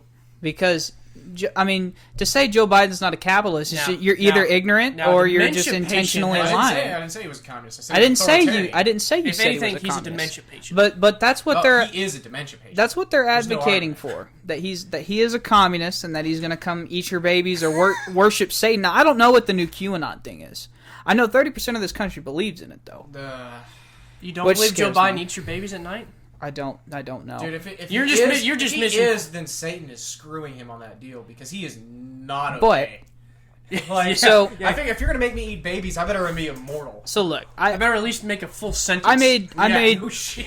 I made this point during the early BLM riots when they were going for statues. I said, look, I understand why you don't like the Nathan Bedford Forrest statue. I get it. He founded the KKK. He was a Confederate general. He literally fought and helped kill people to keep slavery. I get it. But this is a careful, slippery thing we're getting into here. I said, how long till you come for Lincoln? How long till you come for Washington? And then And they are. are. And they did. Yeah. Not they are going to. They did. And it's like, look, this is Again. the ego. Hold on. The ego to think that you would have done more In to Lincoln's progress shoes. than Lincoln is just an ego at the level of Trump. I don't know. Well, and that's And- that's and fact. we're That's you seeing- live in your own little head. Right. Well, and no, this is I'll tell you what it is. It's narcissism. this is It what we're is. seeing. It is. This is what we're seeing here. We are seeing a group of people, and the reason I'm labeling them as just people, right, is because I could do left, right. This is an education. I'm trying. I don't think there's two sides to this. I really don't. I think there's a side for education and a side against education. So there are two. So I am seeing. Dumbass. I am seeing a That's just two sides. With realignment. steps. I have lost my thought. I can't get my thought out. I don't interrupt you two. Come on, guys. Yeah, you do. But Tommy. so what we're seeing here is that they have thrown around a bunch of words, labels. So like this one is critical race theory, Marxism, communism. Yep. They have thrown that around specifically to this bill. If you ask the people who support this and voted on this, they will tell you, well, it's because he's communist and this is critical race theory, and they're wrong. They're dumbasses. And I said, this is part of the problem I had with you using the label. Is, hey, you keep throwing that label around. Like, let's be careful. Right. And Like, you- and there are you're going to be right. effects to this. I need to. So, critical race theory is an actual term. And We- Words have will- definitions. We will don't do- get to change them for we will- our political motives. You tried that Wow. one. You tried that Yeah. one time. You fucking tried that, you son of a bitch. Don't you pull When? that on me. Jim Crow. On Don't the you Georgia pull Law that on me, podcast. Ricky Bobby. Which Don't you on which one? The One of- Georgia election law podcast. You You said- were saying it was fuck. What did he say, Nick? Oh, fuck, I can't remember. I know you did. I know you tried. And I was having none. It was when I had my wisdom On 2000. voter I was suppression? having none. Yeah. It You was were calling something. it voter suppression. You were saying like this is still voter suppression, and Nick's like, no, fucking words have meanings, and you can't. I will go back and listen to it. I will make a comment in here, but I know you said something, and you were trying to change the definition, and you went, no, it's how we look. I said, no, it has a I went- clear-cut definition. We'll leave that be. I wasn't calling either of you two out. You two took it very personal. No, I I'm did. just saying. I'm that this saying is- people. Came We full have circle. words have definitions. If you are confused about them, I will give you a dictionary. Only when he benefits him. that's You just know I can't read that dictionary. Well, you can't read anyway. That's So- besides the point. So if I called Donald Trump a legitimate fascist, Which they did a you, lot. you guys exactly, yeah. So words are getting thrown around like they have no meaning. If you want to like have this discussion, I'm on your side. Yeah. Like so, racist, bigot, communist. I'm with Marxist, you. Especially after Should be reserved for only those people. It's literally the boy who cried wolf. Like once racism, like true racism, And like this- lynching happens, This no is- one's gonna. This is an care. example of that. That Yeah, label so- got whenever these so- things, these movements have now been attached to communism. Well, now you can't teach it anymore. Now, but for that reason. So in Which is Texas, weird because they're going to teach communism. in Texas, they're going to Why? teach the evils of communism. Well, there's a lot of evils to go over. I mean, look, Like the There's million, a lot of the- dead bodies. separate, like I said, separate the million discussion. bodies. But I mean, look, if the civil rights movement was communist, and if if Frederick Douglass is communist, communism, Then he'd they're be not as Mar- bad as we thought. you know, Maybe we but- should have been friends. maybe we should have been friends. So, do y'all have anything to wrap up Martin Luther King's? He's a great man. No, yeah, he was a leader in civil rights. He's a I may very have not- key point in history that we need to teach. And I may not agree with all of his political beliefs if he's saying that you should riot when the cameras aren't on. But I agree with his moral beliefs. I don't even necessarily agree with that. I'll be But he was honest with you. standing- You know what? He was being deprived of rights guaranteed by the Constitution. I was about to say, I'll say it. Yeah. I think he should have rioted. Why, I why mean- shouldn't you riot if your rights like then are like, Like just when say- they, you know, where you were I'll say- truly I'll- being killed for wanting rights. Yeah. now? At that point, what other choice is there then to riot? Yeah, and so that's what I was going to say. Is like, if the government says, okay, no more Second Amendment, we're done, I'm going to fucking riot. I'm going to burn shit down. Start a riot. You're going to be, well, I'm not, never mind. I want this post to eventually, or these videos to eventually be monetized. They'll But- never be. They'll never be. Oh, we cuss too much. So I just- But I'm going to say, like, the the civil rights movement was a worthy cause to riot. Martin Luther King's assassination, it's a worthy cause to riot. yeah, I agree. Got a deadbeat porn star who beat his wife and got choked out on the street. Who? George Floyd. He's a porn star? He was. How do you know? I don't want to know. I don't wanna I don't know. want to know. Don't Just wanna move know. A on. lot of 8mm tapes. But look, God damn it. look. So, A lot of hand cranking. Susan B. Anthony and the entire women's suffrage movement specifically has been gone. See, that's obscene to me. I don't understand. Like, especially because the women's protests weren't even violent. And they're not... Yeah. They're not... They were just picketing in the streets. Yeah, they're guilty of wearing pussy hats. They're guilty of nagging their husbands until Yeah. their husbands gave a damn. They're literally just guilty Like- of not making dinner that night and picketing in the streets. And honestly, to be perfectly honest, like, women got the shaft on the... So they get the right to vote, but now, like... They White women got the right to vote. Yeah. That is a key That point. might be the... No, the 19th Amendment gave the 19th all Amendment, women the right to and vote. you can vote no matter sex. Sex does not matter. And since African Americans already had the right to vote, Mm-hmm. black women could also... So black women and white women technically got the right to vote at the same time. No, they didn't. Black women, I don't think got the right to vote until the 1940s or 50s. No, because And that's not even counting literacy tests for black people across the board. they had to pass the literacy test. Well, women weren't even eligible Well, for that. honestly, I'm in favor of literacy tests now. Like, if you can't read the laws that are being passed, like... We have a literacy rate of like 99% in this country. It's not a problem. It's a Okay, waste then. of taxpayer So then, dollars. Then, Huge waste That of 1% money. better learn real quick. yeah. That- You're going to have a literacy rate above 100 for the voting populace, goddammit. How about we have a real test? How about we have like a current events quiz that we have? Yeah, you got to know what the fuck's happening. I could, we can Yeah. have this talk. I think a lot of voters are very uninformed. Yeah, But- which is sad because a democracy really relies on an informed base. on an informed Socrates voting. died for that. Yeah. Anyway. So women's suffrage. Yeah. Either whether they got it at the same Which time is or which not. is the big one, and I The don't only- understand not teaching, giving the women the right to vote. What are they going Like, to teach about? it's woke. How are they actually? How are they going to teach World War One? Because that's a big part. Women Well, played a huge part Nick- of the war. in World War I and World War II. Like Freedom Rosie Garden. the Riveter. Like, if you ever watch, I highly recommend watch. It's called A League of Their Own. It's the movie. It's when women took over baseball because all the men were off softball. fighting. Women took over everything. Yeah. So Yeah. to keep sports alive, women took over, and it made softball in the end. It made Could you just? I want you to imagine, like, so you're a guy in World War II, and you get shipped off to go fight the Nazis or the Japs, right? And you leave this dainty, like, just totally feminine wife who does nothing but cook, clean, keep your house, and raise babies. Mm-hmm. You come back, and she's built and tanks. she's like, she's like, She her built muscles tanks. are toned. She's been well fed. She's like, not saying she's fat, but she's, she got that. She's thickness. fit. She's fit. And she's gotten a taste for working and supplying her own sustenance. And now you're like, fuck, now I'm married. I was married to this totally compliant woman. You'd And be now su- I'm married to a strong-willed woman You'd be surprised- who has opinions. Most went back to being the dainty little wife. Yeah, because They- A bunch of them were easier. pissed off because they couldn't enter the workforce again. Yeah. Yeah. The So- government was like, okay, now the war's over. You guys get That's why they back made. in the house. That's why man. they made. That's why softball became a huge thing because women wanted to play sports now. They're like, hey, Yeah. we can't play baseball. We're gonna make our own game. Well, it's because women can't throw a ball at 96 miles an hour. Well, Unless they throw it underhanded. neither could the one arm. Nah, they can't even throw it that fast then. It's like the highest is like 6. Well, that's why 73. softball pitch is underhanded, because it's easier. It's easier on your muscles too. Yeah, on like your you rotator. won't It's you won't injure yourself. It's actually throwing. how you're supposed Look, to. I'm But- sorry, but if we were to lump all genders together and just have the best athlete in each sport come out, no matter what sport that was, they'd all be men. Not true. Gymnastics. I still think it'd be gay Nope. men. Nope. Asian men. Why? Or Asian women. Asian women. Have you met a straight man who can do the splits? Yeah. I don't know. He's not really straight, Nick. That's what I questioned. Or he's not really a man. But An important distinction in 2021. Do you got So- sir, do you have a? so that's all that's those are the big ones that I wanted to cover. The labor movement. I mean, I get it. They don't like unions down there in Texas. I mean, that Hell one made the no. most sense to me. That one was the most. I was like, okay, I get it.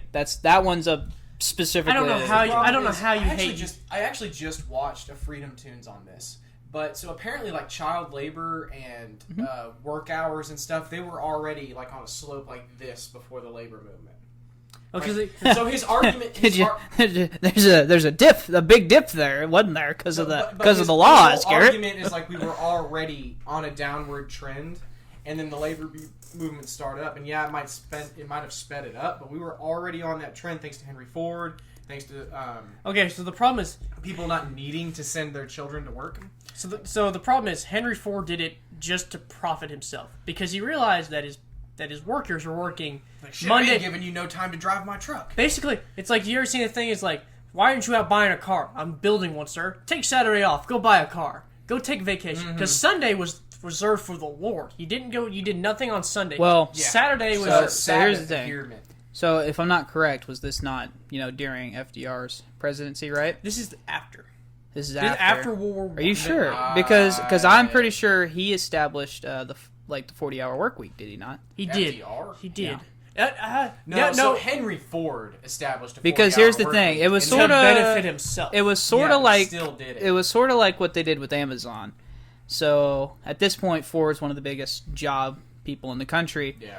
And before Detroit's a ghost town. And they were like, "Hey, look, you're going to do this, or we, the Fed, is going to make you." Like with Amazon, they were like, "Look, we're either going to." No. This is Henry Ford's. Henry Ford did it. So did Amazon willingly, though. But Amazon was basically told by everybody, like, "Hey, look, but Amazon and Henry you're Ford the number one." companies. No, I'm aware of that. This is back Thank when you. Henry Ford had a lot more power than you think. This is, I yeah. think, after World War One. Okay. Ish. So basically, So with no he had pressure. unions, and then he had unions and Jewish bankers backing it. But he did it just solely off profit. He saw that he would make a more higher profit if he did it, and he said, "I'm going to start a trend." So he got convinced just because of that. He started the okay. trend. Yeah. Well, then that's fair. That's fair. And then the laws got passed. Yeah, it was purely for his own benefit, and then everyone found out that, hey, Ford gives you fucking weekends. Yeah. What the hell? Yeah, And, it's then, true. and then everybody really likes and then this Chevy weekend talk. GMC looked at their Ford's profit were going up because more people could Right. buy a Ford because they could go on vacation. He But did vacation. We're not time. going to teach. We're not going to teach about unions anymore in Texas. Which okay, why you? Labor you should movements. totally teach about unions because I think the more you learn about unions, the more they suck. Today's unions suck. Back then, unions were great. Not even today's unions. Like if you ask union Today's members, unions suck. if We you just went over teachers unions if in you last ask time. union members what they think of unions, they love it. Of course they do. They can't be fucking fired. Garrett, do you wish That's you had the point a of union unions. during Hobby Lobby when you worked there? Okay, so Hobby Lobby needs a fucking union. No, Garrett, they're the work of the devil. Garrett. Yeah. According to Hobby Lobby. No, Hobby Lobby needs a fucking union. You understand Okay. that? You understand that if there were no unions, that's how every job would be. Do you understand? That's how your job Hold would on, be. hold on. Before Already. before No. unions, Already on the downtrend. before unions, Garrett, you could work at Hobby Lobby. You could lose both your legs to an accident, and Hobby Lobby could fire you, and you'd be destitute. They could I fire had a you. dude, when I worked at Hobby Lobby, I had a dude broke his ankle because they told him to step into a trailer Mm-hmm. without a ramp, and he was carrying a box, and he stepped in and broke his ankle, and they fired him. Yeah. You understand why unions are important? And we have. I Hobby mean, Lobby needs a fucking union. you understand we're a that's right how- to work state. It'll never get you, passed. You understand, like, that's how every company was. Like, you We worked have unions before in you Oklahoma. before that were unions- already established. It's hard to establish a union because most people I bet you have could been back a union. they have been propagandized to hate unions in the state because unions or corporations don't like unions. So they will throw whatever money they can. Like, I mean, you worked at Hobby Lobby. I visited their facility. They literally have They have, like, anti-union posters. Yeah. From Or if No, you so the if Russian- you utter the word union, they you're fire gone the next day. they Yeah. fire they shut down the warehouse, fire no, the no, no. entire staff. And So do a mass technically, rehire. No, I don't know that. that's illegal. Not true. So, But no, they can fire you so the for co- starting so I a work, union. The company I work at, you have to sign certain papers to work for, and one of them says you will not try to unionize or talk about Yep. unions, and if you do, you will be fired. And you Hobby have Lobby to had agree. the same thing. That you have is- to agree to it. You that is you insane. signed the same papers, Wyatt. You just didn't know it. Ah. Yeah, let's be careful mentioning where we work. We don't want to get fired. Yeah, Fuck so 'em. The great Buddha once but said, "Fuck 'em." without unions, Gandhi. this country would be a lot worse off. As a matter of fact, unions are going to start playing a bigger role whenever it comes to maternity leave. It's going to be a bigger deal in America, especially with women being a bigger part of the workforce. You know? You know? I'm just saying, Gary, before unions, your daughter would have to go work in a coal mine. Before unions, my daughter wouldn't have worked. That's not true, because you would have got shit pay. Well, he's saying, like, That's not true.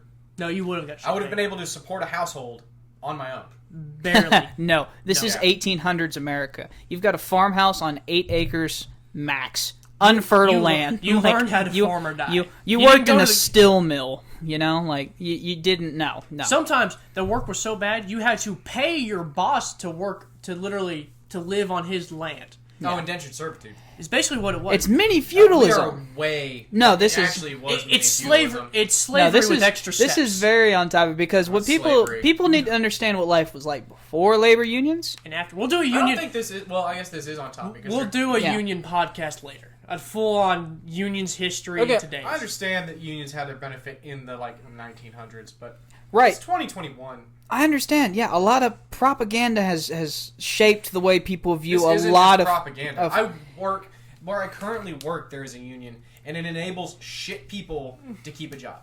You are a what's the word? Outlier.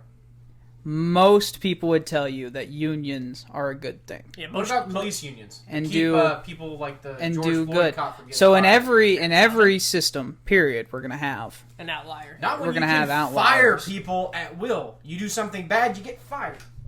Uh-huh. Or when you lose a foot, you get fired. No compensation. No, you're Or just fired on the or you had a You're fired kid, at the you had a happy kid, and you want to take 2 weeks straight vacation. Well, fuck that, Garrett. You're not taking 2 weeks straight vacation. You're fired. That's federal though. That's not union. Unions fought for all this stuff first Yeah, but and we got already it got it. passed on the federal level. See, but that's the thing. You can't just say that we already got it because without unions, you don't get it. You know what I mean? No, so yeah, great. Unions fighting for it got me this thingy, but now all unions do in my What- life, as what- an anecdotal what if- example, what if they all it don't does fight- is keep bad people. What in if they don't jobs. fight for another thingy? What if they don't fight for like What maternity new, leave? what new thingy do you want? So, like, Maternity leave? yeah, big maternity leave where you don't. They've already got maternity leave. But add to it. Not every union does. It's not. No, federally. Federally, they have to give you maternity leave. Period. End of No, story. paid maternity leave is the No, big you have one to now. have, you have to have Paid you have to have sick maternity. time. To cover To it. comp- What if to one of the compensate. uterus says no matter what you must, even if you don't have sick time, you get maternity leave because that child comes first. Yeah. So this. I mean, so why the- should they pay you not to work? So this For is a personal this is a bigger choice. because women should not have to choose between a career and being a mother, I think that's a especially on choice the that every woman onset. Because faces anyway. if that happens, Garrett, you Espe- understand our from the- population from would the never birth, go up. from the birth Our, of a child. So maybe our in population s- may go up, but our poverty would also go. So up if you with it. want to incentivize women being mothers, you should try to get women out of the workforce instead of trying to keep them in the workforce while also then- letting them be. We're trying to encourage choice here. We're saying women understand, though, if shouldn't have a the. lot of- we talked about it in the last podcast. Do you think it's really no, not the last podcast, the Political Compass podcast? When a woman has a child, what's her primary responsibility? Working woman, not working woman, whatever. it's that as a child. homemaker. So that's a homemaker. Yes, but what happens? And my what happens answer when a is sick leave my runs out? answer. Why is My the company answer is the obligated- same Why is- what happens for when a her father, sick- though. What happens when her sick leave runs A out? father's first job is not as a provider. It Yes. is as a homemaker. No. It is It's as as a a provider. homemaker. You have a duty as a responsibility. Do you blame the kid To- for being to a shape misfit when the his father's mind. never there? Yes. Exactly. So what's his But first job? but he's What's his he's first job? providing through He's providing. alimony. Yeah. Right? So if a father's not in the home, What if he's and always he's not? Hey, What slow if- down. We gotta stop right now, Okay. and we're gonna start this argument over because you're making good points. I know. So let's start. Asshole. So a dad Quiet. is not a provider; he's a homemaker. That is my position. Okay, that is the position that we're You're arguing. saying he is a provider first. What about a dad who's never home except for once a week because he's either in an oil field, he's a trucker, or something? He's and not that- involved in your life. He's not involved in your life. You never grew up with a real father. Okay. Like, he's there for one. He's there for like a You week. saw out him of the for month. 6 hours on Christmas Day. So, Dad, you guys don't remember.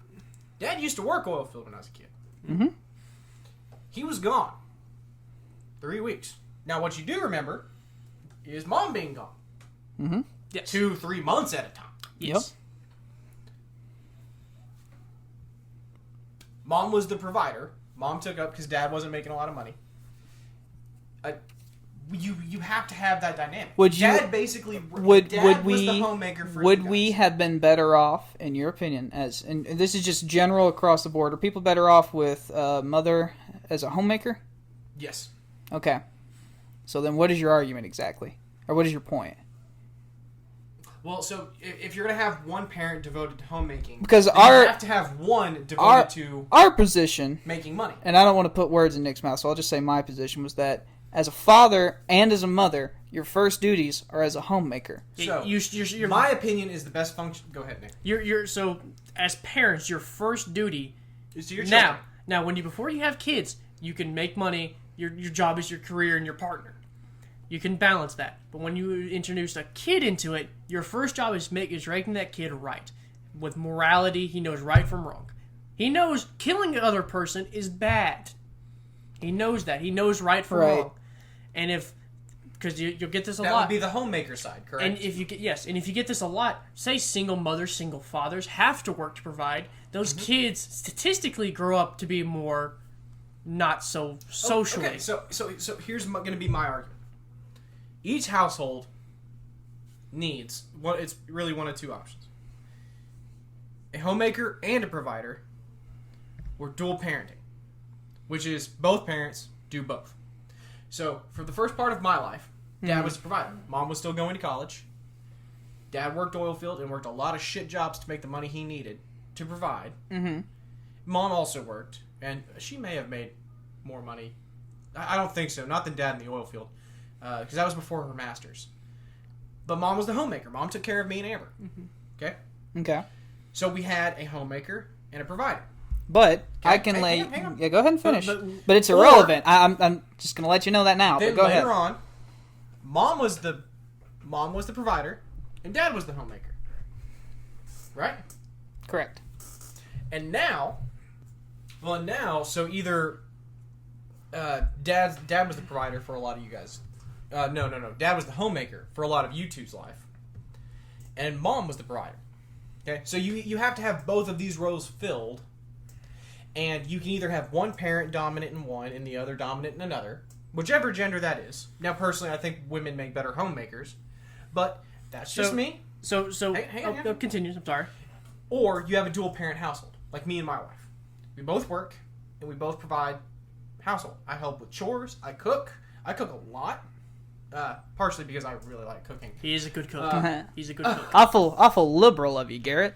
Well, no, I enjoy cooking. I enjoy making things for people. No, I'm saying like the dual parent household that used to be not very frowned upon, not very conservative. My wife and I, we've both discussed this, and given the option, and one day the goal is that she stays home and raises kids, and I go to work and provide for both of us. See, the problem though is realistically, but what I'm saying is it's either of those two. You either have a dual household where both are doing both, or you have a majority household where one is doing the majority of the homemaking and one is doing the majority of the provider. Now, I'm not super sexist. I'm not sexist at all, but I think that women make better homemakers, and I think men can endure the troubles of providing. Like, so I've met a lot of men that work 2-3 jobs that handle it better than a woman handling one. Okay, and that's, I mean, women are more emotional. Men have to do what they have to do to provide. Yeah, you grit your teeth and bear it. That's how we're raised. And I think that's the right way to do it, to be perfectly honest. All these be in touch with your emotional self. No, fuck that. I don't want my emotions. I don't want to deal with my emotions. I bury them, and I drink them away, and then I talk to my wife about them late at night in bed. That's how good rage comes out. And you know what? I chop trees down. So wait, hold on. It's good. Because we're getting way off topic. Yeah, this is. But anyway, so hold on. So back to the bill. So Gary, given the reasons that they're defending this bill, I know you said you don't like it. I mean, I know you would still vote Republican if you were still in Texas. That's despite them saying, "Hey, we're not teaching MLK. That's actually okay with us. You can actually not teach. We actually advocate. We actually say no. You don't like. Don't do it. Don't do it. I don't care. Like what's." So if you're asking would I still vote Republican after this bill in Texas? Oh yeah, absolutely. Yeah, absolutely. No, that wasn't in question. Yeah, you picked the lesser of the two evils in my mind. But I do think that this is not the right way to deal with the problems that you're trying to deal with through this bill. Right. I would vote for a Republican and was to change this bill. Yeah, I mean, Or the problem is. So the problem school is choice. This has been it's state curriculum, but so the problem that we're seeing here is that like people, this bill is becoming popular in Texas among Republicans. The second that you threw that label, MLK communist, the second that label got attached to him, it muddied the waters. It hurt his reputation. Republicans got trigger words. And not that the left doesn't. But both sides got trigger words. Exactly. Yeah. So we need to stop that. But I'm saying like this is literally like institutional like whitewashing, like. It is, and like I said, all these subjects that they're no longer mandating, which I do think is an important distinction. It's just that they're not mandated for curriculum anymore. You can be fired for teaching this stuff in the state of Texas now. Anyway, That's bad. All It's this bad, should okay? be all this Bad. should be taught in schools. I think it should be mandatory. You have to teach this to receive a K through 12 education. It's hard to imagine. Like you're just gonna skip over a huge part of American history. That's a lot of chunks out of very And- important parts. And of you're history. telling me. Yeah. You're That's not just telling one. me. That's like 2 centuries, a few decades in those centuries. You're just gonna skip over. Anything- We were like, so 1776 we were right there. So 1784 I think is when the revolution ends, and you're gonna skip that to 1980. So What happened There's a lot of important What shit. What happened between there? We did nothing. Oh we had tea. no, they're gonna teach all this stuff. No, White communism's people, bad. they're gonna teach all the white people good stuff, but the Native Built American Mount stuff, Rushmore. they're not gonna teach See, that that's- genocide. no. They're not gonna teach about Frederick Douglas So and his Jackson's fight off the table. for See, this freedom. is what I was talking about, Nick. This is so I don't think there's 2 sides to this, but they're gonna teach the white side. See. So that means Is that not what they're doing? In So- your opinion, do you think that this is a fair balance So bill? they're not Oh, gonna- absolutely. they're not- Then I've how- had that how opinion else- from the beginning? How I haven't else- been saying there's not 2 sides to it like you have. But How else would you describe this bill if not a whitewashing? I mean, I think a whitewashing. So you agree? Accurately describes it. No, I agree with calling this a whitewashing bill because it is. Uh-huh. You're getting rid of Latino, blacks, Native Latinos, Americans, and females. blacks. So a bunch of Like, that's Republicans got in a whitewashing as room fuck. and thought that was a good idea to remove all that. But we're going to keep the that's a bunch of- founders.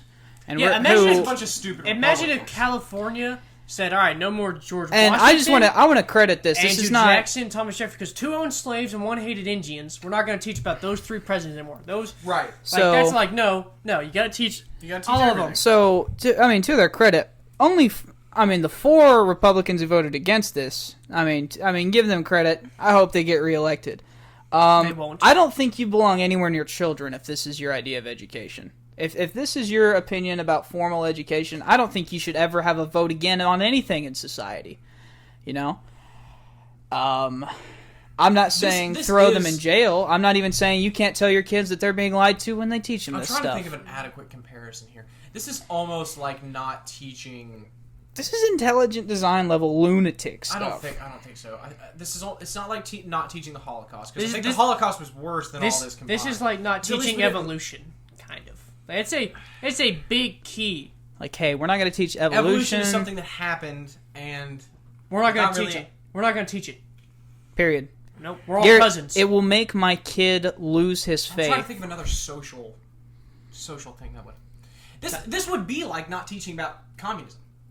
Like that's going to be the easiest transition. we just get rid of the Red Scares? We just get rid. Oh, of yeah, they don't communist teach Russia, that we period. Get rid of. No, we're teach. not teach about the 2 Red Scares anymore. Yeah, the two. Yeah, so we teach even communism, like you're saying. We teach a whitewash version of that. We don't teach about the Red Scare. We don't teach about the What's McCarthy. Red Scare? There's Oh, 2. I learned about McCarthy trials. But there's another Red I did Scare. not learn about Did you McCarthy hear about the trials. first one after World War One? Was it the woman's period? Nothing. That's God damn. That's Bloody Friday. Oh. So the first Red Scare happened after World War One. Not as big as McCarthy. McCarthy did the Red Scare because he wanted to be remembered. Because so he did the McCarthy Yeah. trials. Is anyone else when they picture McCarthy? I have no idea what he looked like. Fat guy. I imagine him as Mitch McConnell. Fat guy. He's pretty fat. Like Probably- Mitch McConnell. Probably agrees with Mitch on a lot of stuff. Let's see. But But it's like so I mean, McCarthy went out and he just started accusing everyone of communism, and it got people killed. mostly Yeah. Hollywood actors.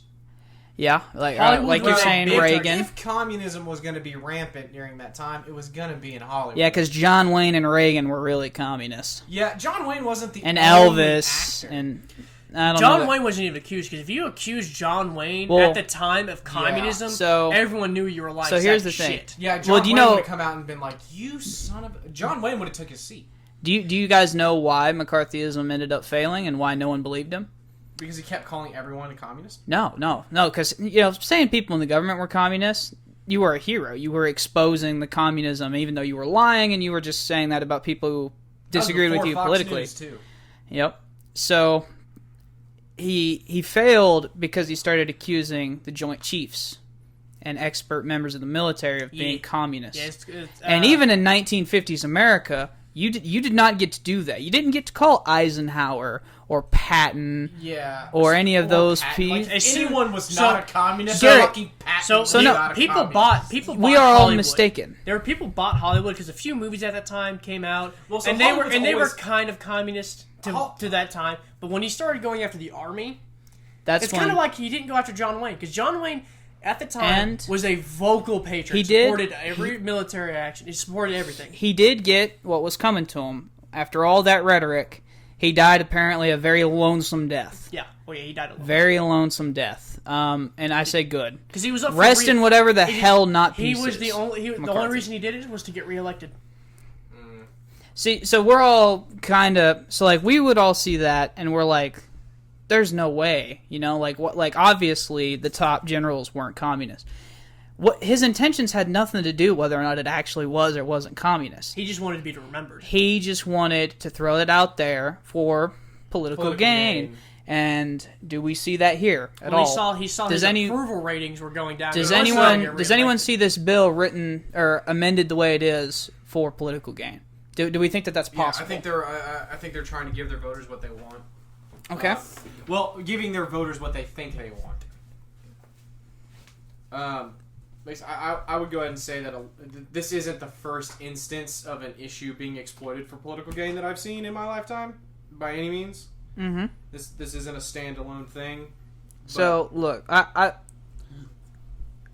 got a soft spot for kids, and these kids aren't gonna know any better because it's the first time they've ever learned any of this stuff.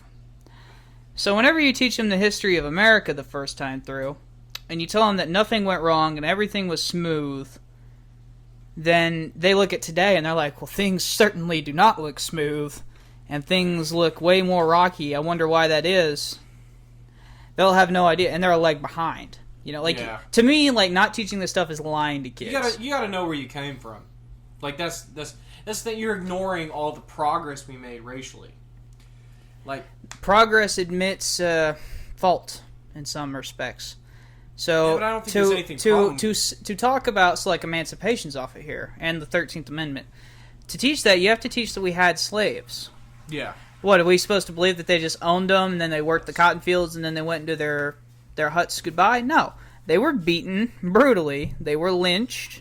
Wow. They were marked. If you ever watched Branded, Unchained, like certain. We were talking about slavery here. I'm sorry, I was gone. yes. So certain slaves were bought and just for the fact that they would fight to the death. Oh, and breeding. Yeah. So like you would buy a slave, you would buy a stereotypical big old black guy just Bubba. just for essentially what was old school boxing matches to the death. Yep. It's cockfighting, but with humans. Yeah. Big cockfighting.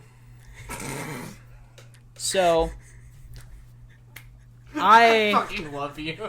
I believe it or not, I'm actually not a super. I hate politics. Join the club. I You hate. were such a liar. I really can't stand hate politics. but I love pissing both of you off. I mean, don't get me Wyatt wrong. loves politics. I have views, Wyatt loves politics as much as he loves sucking that Winnie the Pooh guy But- across the sea. so I have views, and I think my views are good, like most people do. But honestly, like, don't do what I do. I don't care. But like this one to me, this shouldn't even be a political issue. This is an issue about what should be taught in schools. So I'm just not gonna bullshit you. I think my beliefs are right, and Yeah. I think they're the appropriate way to move forward. Say that to someone. I mean, dying- don't get me but wrong. I I'll agree with you. say that to someone from dying my for your perspective, ideas. and I will definitely vote for my beliefs. But do believe what I say. Don't believe what I say. I could give two Yeah, flips I could left. really give two fucks. Yeah. And You know? who could No give one- the least amount of fucks? The youngest brother here. Yeah, Because he So- obviously gives no fucks about what either of us two think and So- tell him. Because But- when I'm dead, no one gonna remember my fucking name. But- no, I don't give a shit when I'm dead. What the fuck you called me? So on that topic, why before you get started and try to get another thought out, I would agree with you. This is not the solution you want, Republicans. This is a terrible idea. The This is- solution this is- you this want. is- Because you know what this is going to do. This is going to give the left. You are handing them a crowbar that says racist, and you are handing it to them on a This silver is platter racist. to build. and you're just propping your legs up for your knees This, to get I mean, shattered. this to me is actual racism. Yeah. Oh yeah. I mean, the only reason- I don't think they have racist intentions. I don't think they're actually trying to be like, no, we're just going to remove all black people. They're But it removing the certainly- history of black people. It certainly could be used as a weapon like that. So look, the only history that they're wanting to teach out of this bill was the white people of America, apparently. You know, Right. like no Frederick Douglass, no MLK, no women. So it's not just white people, it's white men. Yeah. You know? You were giving... You're throwing them a softball. Like, this is... You're AOC had a fevered wet dream about Mitch This- McConnell handing her a weapon. The cis It's white this. male toss up. And I genuinely look. I don't think I'm not one to throw that R word out there. That racist. This is actually racist. I think Yeah. these politicians who did this if it deserve to has be. racial undertones. I don't As know, far as I- I'm concerned, they need to be thrown in prison or something because this is ridiculous. This is what we're teaching in America, children. you're allowed to be racist. Sadly, Racism is bad. No one race is superior to the other. Uh-huh. But we have freedom. Look, I don't care if you're racist. Okay, I you think do. you're. You just Hold said on, you hold wanted on. thrown in jail. Pause. I see. I got to get the sentence out. well, stop pausing halfway through for 5 seconds. I don't care if you're racist. I care about until. Sorry, I don't care if you're racist until that comes with enforcing beliefs on other people. Oh, I was going to get into it. We're going to get into this next podcast. So, if you are a racist politician and you don't want blacks to vote, that's fine. You go picket, you do whatever. But the second you're a senator or a governor, I still think you're a piece of shit, by the way. Yeah. Second, Yeah. you're a senator or a governor or somebody who wants to set up like literacy tests or whatever Actual to keep Jim Crow laws. actual Jim Crow laws to keep Yeah, people not like the Georgia bill. from Actual spreading. Jim Crow. The second you want to do that, I have a problem. So, I don't have a problem with George Bush believing the Earth is 6,000 years old. But when he wanted to teach schools and teach children that the Earth is 6,000 years old, Yeah, I don't want religious beliefs taught in school. well, a bunch any of religious beliefs. yeah, exactly, yeah, I'll teach my Just my like critical family race religious- theory, that is a college level course. yeah. No, and even college you get to pick your classes, so I'm more inclined to let you pick what you want because you're paying for it. Not always true, because But, sometimes you have certain religious- classes you have to take. Religious teaching is to be taught at home. Period. Yeah, for personal use. Yeah. But that's not what they were trying to do. Right, And they like were I trying said- to expand Christianity. So I'm I said, I'm kind of personally- scared. This bill, they might have not tried to be racist, but this definitely has racial undertones. I don't think any of these senators are actually racist. Okay, hang on. Texas. I need to see the ages on. So I think Joe Biden's a fucking racist. He definitely is. Because he said Yeah. the N-word multiple times on national TV, and Yeah. Said once recently. Said black people weren't black if they didn't vote for him. Yeah, Right, yeah. No, I get So you. they may not be racist, I but mean, this look, definitely has I- racial undertones. I don't know about the whole Joe Biden thing, but this, the well, he for results... sure said N-word. he ran with the only black president to ever really have a platform, No, see, that's great and all, except does using the N-word make you a racist? I don't think rappers are racist. But anyway, we're getting off in the weeds here. Back to this. as a Hold on, white hold guy. on. So back to this. So back Yeah. to this. Probably. Yeah. So he said it 15 times. So hold on now. So back On to TV. this. Back to this. So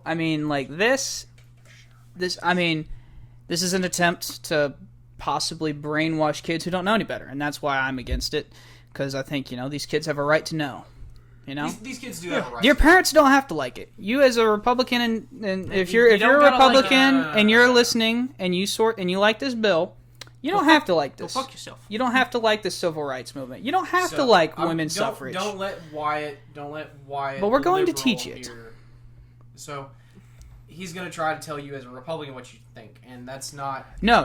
I'm telling you, you believe what you want to about this bill. If you support the amendment to this bill where they don't teach any of this stuff, fine. Just know you're a fucking retard. But you don't know what you're talking about. So as another Republican, if you're a Republican listening to this, I understand what you're trying to fight here. I do, because I have the same fears about my kid going to public I school. finally used the word fears, thank God. I do. I have the same fear of It's indoctrination. honest, though. Yeah, it's honest. honestly, that's all I care about. I As have long the as you're same honest. fear that the left is going to try to use these topics to indoctrinate our children to feel bad for something they had no part in doing. Something that you or I had no part in doing. Something that our parents, at most, maybe voted for or against. Mm-hmm. And that's it. and This if- is 3 generations of guilt that we, at least, at most, either one, 3 generations of guilt, if not more. There we go. That's the right way. And no offense, if you are a teacher pushing white guilt, go fuck yourself. Yeah, I agree. I agree. So, like, if you are a teacher and you've said to a black kid, like, hey, you are oppressed, and, like, your white kids here, yeah, you guys are going to have to apologize for oppressing this black kid. You're a piece of shit. That teacher should be fired. Yeah. And not only that, I don't think she belongs anywhere near kids. I don't care if it's a daycare, Especially a school. If she's Baptist. You know, especially if That's a she's double Baptist. whammy. But I mean, like That's a we can have the bad teachers discussion, but this is a systemic thing, Yeah, Right, this right. is- and this is a macro problem. I want to get this is a state problem, which is the beauty of Macro, federalism. yeah, exactly, right. No, macro would be federal. You're missing. No. That's not macro. Just means anything like a general trend. So like you can have a macro economy of like the state of Oklahoma. You can have a macro economy. Micro would be anything isolated. Right. So like for example, like the economy of like State your of Oklahoma, hometown. not a micro. It's a subset. That subset's not necessarily a micro. Okay.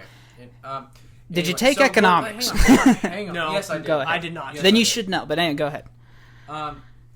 If you're a Republican, like I said, I understand what you're trying, and if you do support this bill, I understand what you're trying to prevent, because I feel the same way. I feel like the left is indoctrinating our kids through the educational system too, not necessarily through the teaching of these subjects, and actually not at all. So we need to teach everything that this bill expressly says don't teach. The civil rights movement, women's suffrage, Martin Luther King Jr. Like, we need to teach everything they're trying to say you can't teach in this bill. The real solution is going to be when your kid comes home and says, I feel guilty for slavery. You sit them down and you tell them you have nothing to feel guilty about. Now, if they tell you that the teacher said you should feel guilty, you should feel responsible, then you go up to that school and you whoop some ass. Because I'm going to tell you the first time my daughter comes home and says, my teacher said that I basically own slaves, I'll be in jail. So I agree with Garrett. So my kid could feel sad, and if he feels guilty, I'll sit him down and tell him you are not responsible for the past. Absolutely. If a teacher comes to me and says you should feel responsible, you should feel like you did this yourself, that's where I have an issue, and that's where I'll go to the school, and I want that teacher's head. Right. So I'm with you. I'm with you. But we need to. It's a matter of perspective. This bill is handling it the wrong way. So it's an overcorrection to an imaginary problem in the state of Texas. It is. I don't think it's an imaginary problem. It is. You're it is scared at. of a domino it is. effect. It is at best. I'm scared. What I am scared is. It is at best a couple of bad teachers that are going above and beyond. They got it on a trend on the Facebook page. And we should deal with them. The solution to that should be deal with them. The solution should not be, hey, you know what? No more civil rights. No more civil rights. I agree with you. What if I told you the percentage of the teachers that are actually teaching what you are saying the kids should feel responsible white guilt is maybe 5%? Fire. That would be insanely high. That is a loose, it is a statistical improbability that your kid has Garrett, ever been told you are responsible. Where are your stats from? So you are the one that is bringing forth the evidence. You are saying teachers are saying this, correct? No. You are saying that there is a statistical. How do you show me there's no leprechauns in your garden? By showing you my garden and not. They're invisible leprechauns, Garrett. Okay. See. Okay. Now so hold on. So are you making? Now you're just being an asshole. Well, hold on. No, because I'm trying to explain. I'm explaining the point. So let me explain. I throw out a percentage. It is my job to provide where that percentage comes from. I'm with Garrett here. No. I'm with Garrett here. So here's the thing. My job's to we're trying to find the percentage of teachers that are teaching sort of like what he's saying, the guilt part, right? So if you are the side saying my kids are being taught white guilt, is the burden of proof on me to say no, they aren't teaching that, or is it on you to prove the statement that you said? But you outright said that is a statistical improbability that they are being taught this. And I would be willing to bet, that my side is more right. I would be willing to bet that my side. But the burden of proof is on the person who made the claim. But you're trying to quote imaginary stats too. That's what doesn't make sense. I'm trying to say that we have equally amounts of no evidence. You're wrong. Do what? Okay, hang on. So equal amounts of no evidence on both sides, right? Yeah, right. And then a claim is made. A claim is made as of now. I mean, we don't have the stats, but granted that there's a couple. I mean, I've seen the school board meetings that you're talking about now. They're protesting critical race theory, and the superintendents, even if they're Republican, Democrat, they're like, "This is nonsense. We don't teach this." Well, my kid said this. Well, we don't even teach that in this class. This is not. You know what I mean? This is not. We're gonna have to wait for Nick to get stats here. Well, it's one of how would you even find that stat? They did a study. Who did a study? Yeah, I was about to say, who's the study by? Not that it matters. I was just curious. No, it super matters. It's like that Rasmussen poll that I sent you. Rasmussen's typically a right-leaning source. So Princeton and Tufts did the study. Princeton and Tufts. I don't know. Do you these are colleges. Hold on, I'm looking. Yeah, these are colleges. I knew Princeton was. They did biased on teachers, so racial bias on teachers. Okay, but so my point is that there are two different types of problems. There are systemic problems. There are individual problems. This is a systemic problem. You think this is a systemic solution to a perceived systemic problem? This is a systemic problem, is what this is. If this is enacted, this is brainwashing. We've all whitewashing, I think whatever it is. People on the right would argue that this is fighting brainwashing, if they agree with this bill at all. But it's brainwashing. It's fighting brainwashing with brainwashing. Yeah, I would agree with that statement. Because you can't just remove 100 years of American history. We're going to throw water on an imaginary fire, and we're going to solve the solution. Instead of throwing gas on it like the Democrats are, you're going to throw diesel on it and call it something different.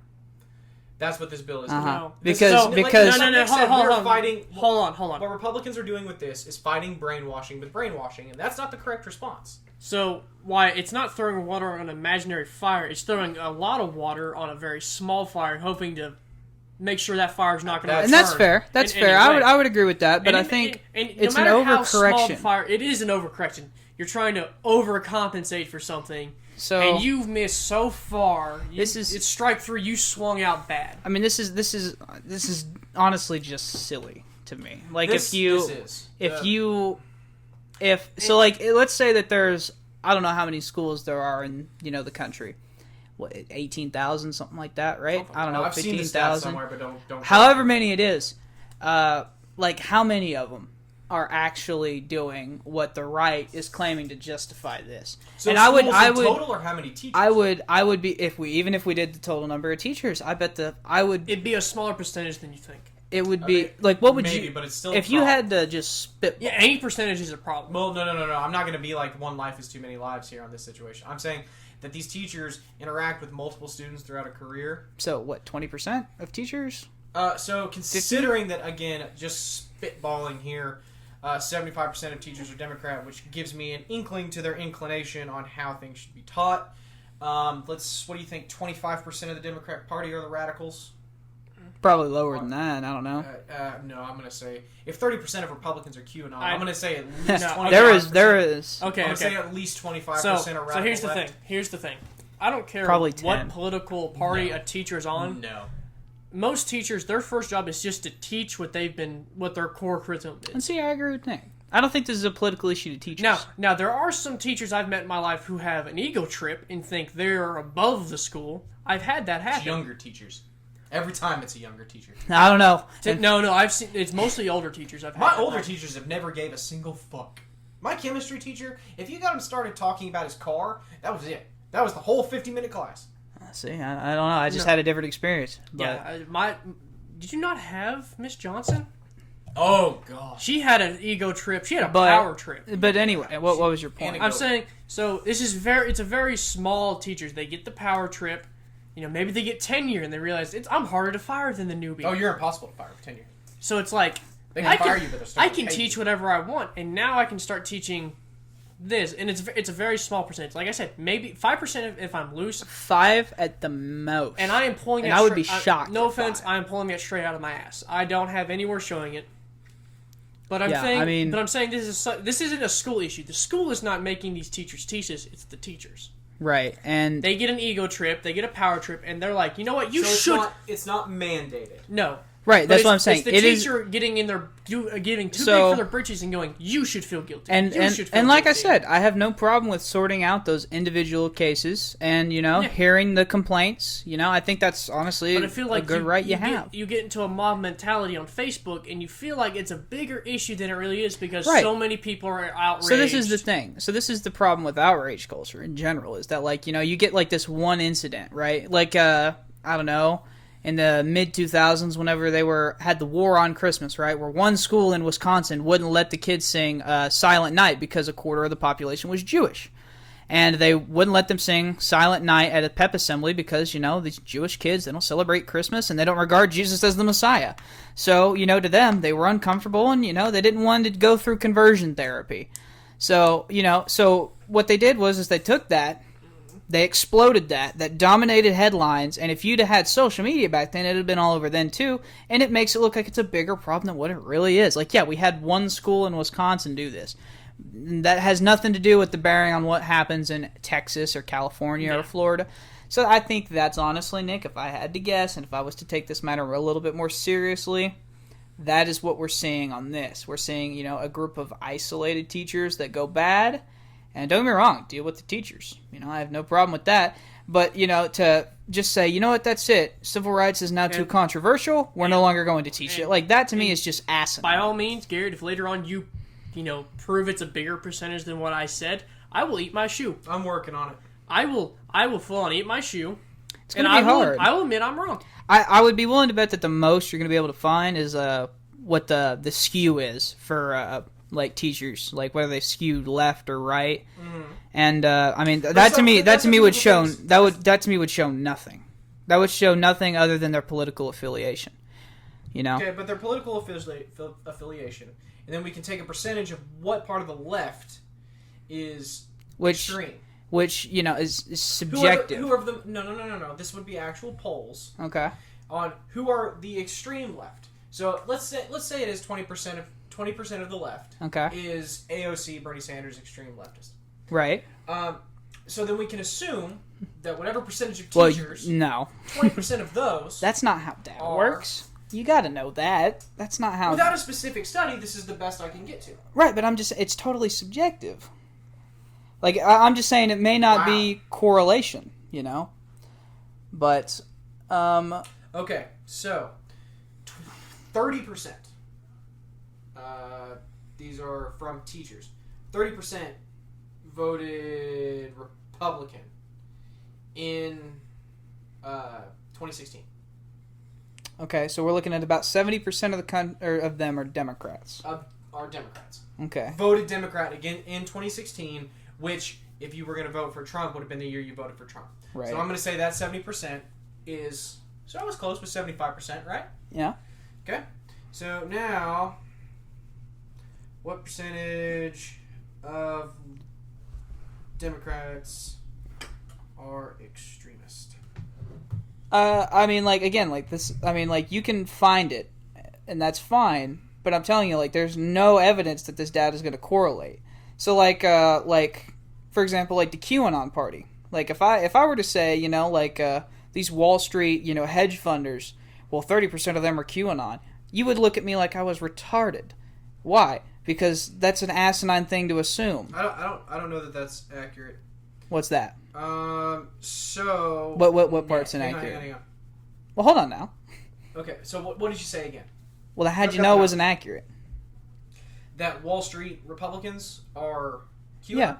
Yeah. So if I said 30% of Wall Street executives that are Republican, 30% of those are QAnon supporters. Based on that 30% of Republicans are QAnon. Right.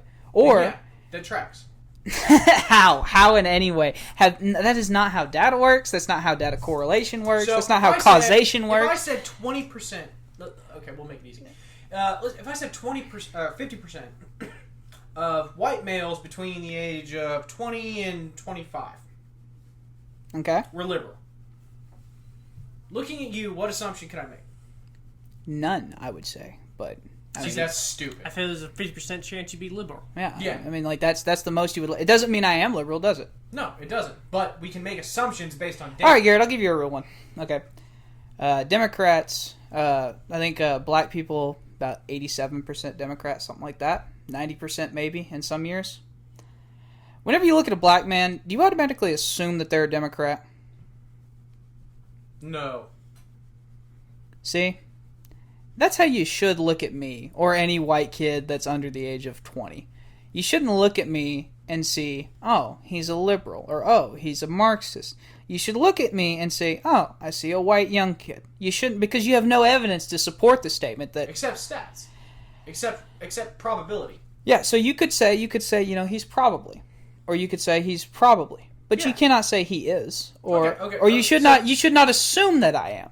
So I will give you that from now on. Because I don't see a Catholic preacher, and I don't see a sex offender, even though statistically there is a probability that he is one. Yeah.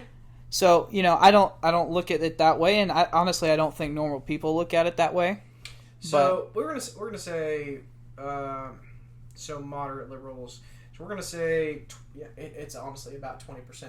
So 20%. So 70% of teachers are Democrat. Okay. 20% of those are far left. Okay. What's 20% of 70%? Can anyone do that math off their head? Be like 14. 14%. So we'll say 15%. 15% of teachers.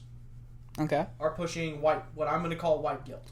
And this is, I just want to again say, this is totally an assumption. This is based on no data we have on hand. This is not based on any study. This is based on statistical pure data. probability. No. This is based on the Princeton Tough study. I know what he's talking about. This is a study they did. That is data. 70% of teachers. Data on what? Go ahead, finish the statement, I guess. 70% of teachers are Democrats. Okay. 15% of Democrats are radically left. Okay. So if anyone's going to be teaching white guilt, I'm going to graciously assume, that moderate liberals are not teaching white guilt. Okay. All right. Well, then let's do this. Go ahead. Finish. So 15% of teachers. So no, it'd be 20%. 20% of teachers of the 70% that are Democrats. You know that this also works for Q, though, right? So that would be 30% of teachers believe in Q. Yeah, if you want to take this math and do it the other way. No, I don't, because I understand that that's not how this works. That's not how any of this works. Yeah, because no one who believes in Q is teaching. Yeah, I agree. You never watched South Park then. Yeah, but people who believe that... and also, I don't know about that. People who believe I don't know about guilt... well, actually, I did see a video on like a private school institution that teaches QAnon stuff. So I wouldn't be so quick to assume that the data doesn't correlate to the other side. But definitely, it's smaller than I think. I stand by what I said. At most, 15% of teachers. 15%. That means 1 out of 10. Less than that. 1.5 out of 10. Yeah. So yeah. 1.5 out of 10. 1.5 out of 10 teachers are pushing white guilt on your kids. Pure. I just want to throw it out there again. This is if we take this as fact. Well, it is a study. Right, but it's not. This is data. This is so. Right, but we did the shit math to figure a lot of this out. Yeah. Okay. So this is crap math. This is I didn't take it. And look. I'm not saying there are no bad teachers. Let's just say 1 out of 10. Let's just say 1 out of 10. I don't even know that it's that high. But go ahead. Go ahead. What's the highest? 1 out of 10. 1 out of 10 teachers is teaching white guilt to your kids. That's one too many. Yeah, How many teachers are in a high school? Depends on the school. Yeah. Okay. So if we go to like a 6A school, you're I have no like idea. 25. But anyway, so we had Mrs. Johnson. She was basically a fascist. So she's the 1 out of the 10. Yeah, she's 1 out of 10. We only had we probably had close to 30 teachers in high school, but they didn't all teach the same grade. Right. So that's 3. That's 3. That's not bad. But what about high schools? And like Los what are the odds? And not only this, you got to get. That's also going to vary. Wait, by hold on. There's another factor we're not even coming into play here. Is that not only do you have to do that, but you have to do the probability that they're teaching where it's relevant. So you can have that radical left teacher what are the odds he's teaching history? But if he's teaching chemistry, it doesn't matter. Exactly. So okay. So that is an important context. That is the argument. I've been trying to throw it out there. I just haven't had a pause to do it, and this was. There was like 20 minutes there of was pause. a chance to do it. While we were Well, you were talking for like 5 minutes. I tried to yell it whenever he said like. You tried to interrupt me like the guy who doesn't interrupt. See, like right there, you just did. I'm saying you had five minutes of talking by yourself while we were looking up. So look, all I'm saying is that even if you take that, even if we did that, and it was 15%, that's pure baseline teachers. You have to go into the subsets, and that is only going to shrink the number drastically. That's just how probability works. We went from 30% to where is an extreme left teacher most likely to teach? Statistically. Probably in the English. the STEM fields. Yeah, English. Oh, you're full of shit. If someone's on the extreme left, they teach science, technology, engineering, and math. Fucking dick. Statistically, extremists are going to college for social degrees. Statistically, like, are you gonna bullshit me right you now? You are more likely to be of the far left if you are in a STEM field. You're fucking right. I will throw some research out there. If you go to college for education, mm-hmm. and you are far left, what are you? I mean, I could see English. I could see English. I'm like humanities. I could see math. I could see that. Studies. I could see math. Social studies is a history class. Oh my god. Okay. I could see math. So science. Let's just. All of my science teachers have been hardcore left. Yeah. Especially in the upper levels. That's disgusting. They never brought it into school. Huh? They said 15%. Yeah, that's what I'm saying. But this is the first time Nick's been not stripping his clothes off because we're not. I have thin blood. But anyway, so I mean, like, I just think that the subset is smaller. So even if we grant that it's 15%, we have to subset that, and that's only going to make it lower. Probably cut it by a third at least. That's what I'm saying. Like your 5% number. That's probably a ceiling. It may be like 5.2, 5.6, but honestly, like I think 7's the cap, man. 7's probably the cap. And what percentage would you think? So, if only 30% are Republicans and doing the same math, then we're talking like a 1% of Republicans probably in the same courses. So overall, in the social sciences, in the history sciences or the history classes, what are they most likely being taught? The About Republicans? Martin Luther King if they're in Texas. Probably. Well, so they're most likely being taught by moderates, correct? What's that? In history? and social Yeah. class. Oh yeah. So they're most likely being taught. They're mostly being taught by coaches who don't give a shit. Whether they're being taught QAnon, well, that's in Oklahoma. But whether they're being taught QAnon or whether they're being taught white guilt, what is 6 times more likely? Probably the white guilt. Yeah, the white guilt. Right. So they're both but they're both problems. The whole point is, and they are both problems, because if you think that Democrats Democrats in California didn't say we're not going to teach about George Washington anymore. You know what I mean? Like he's got a point. Like Democrats said we have to teach these subjects because we have to teach them about history. history. Washington decided they were going to teach about equity, and they're going to teach about in history class or in a humanities. How are you going to teach equity in a history? I'm going to look. Okay, so look, I'll be honest with you. I'm going to comment. Okay, so look. I have no problem with you teaching about equity. I do. It's not just not in a history class. If you want to teach a political class where you just have students debate, I have no problem. You can talk about whatever you want. You can talk about gay rights, slavery, anything. You can talk about whatever you want. I don't care. I think the teacher should probably be as neutral as they possibly can. I understand there are exceptions. If a student says something crazy, you have to correct them and tell them, like, hey, we don't do that in this. We don't do outburst, right? I don't have a problem with that. I don't have a problem if they want to teach. I don't have a problem with teaching a kid anything because I don't have a problem with education.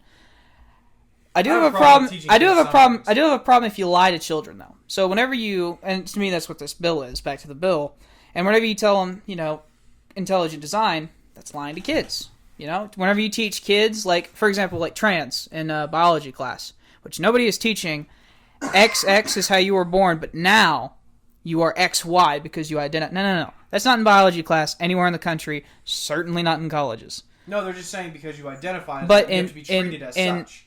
Well, they do. Including doctors. They do express them. No. You are incorrect on this one, sir. Because doctors have to give you the surgery. Like they do surgeries on men and women differently. In Canada, you're They- not supposed to announce. As they a doctor, have you're not to. supposed to announce the baby's gender.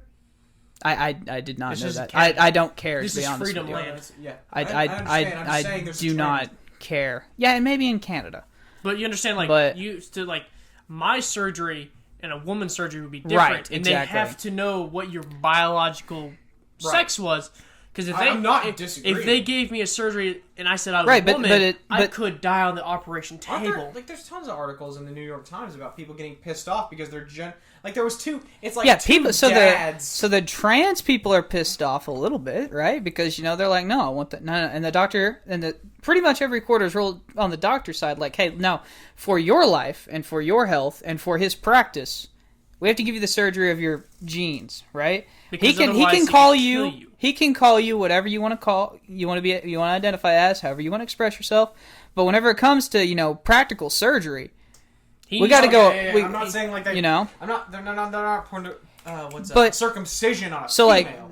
if you want to have, but if you want to have, so if you want to have a current events class and you want to talk about anything political, I'm game. Like I don't care, But as long as it's a free exchange. yeah, As yeah, long as that's there's no fair. slurs or stuff like radical stuff being said. No, I don't think hate speech is a thing. You're gonna have a political class where you can just say whatever, because whatever's allowed in politics. Except when the neo-Nazi kid in the class says. But there the are N-word. stuff that is. Yeah. I mean, that's socially frowned upon. So if the neo-Nazi comes out and says the N-word, then everyone's about to be allowed to be like, "Wow, you're a piece of shit." I think he should be punished. I think it should be. I think I'm allowed to. punished for speech. I Shouldn't think- be I punished think- for thought. Period. In school, though, Yeah. we have harassment laws. So if Like, if someone was a communist in a school uh-huh. and we were like, no, we're going to give him detention until he's no longer a communist, what would you say? That's wrong. Okay. Now, if someone was a racist, That's fine. okay. See what I'm saying? Not for being racist. So if just- he commits a racist act, you have to punish the What racist determines act. a racist act? So saying a word determines a racist act. Yes. If Then Joe Biden's a racist.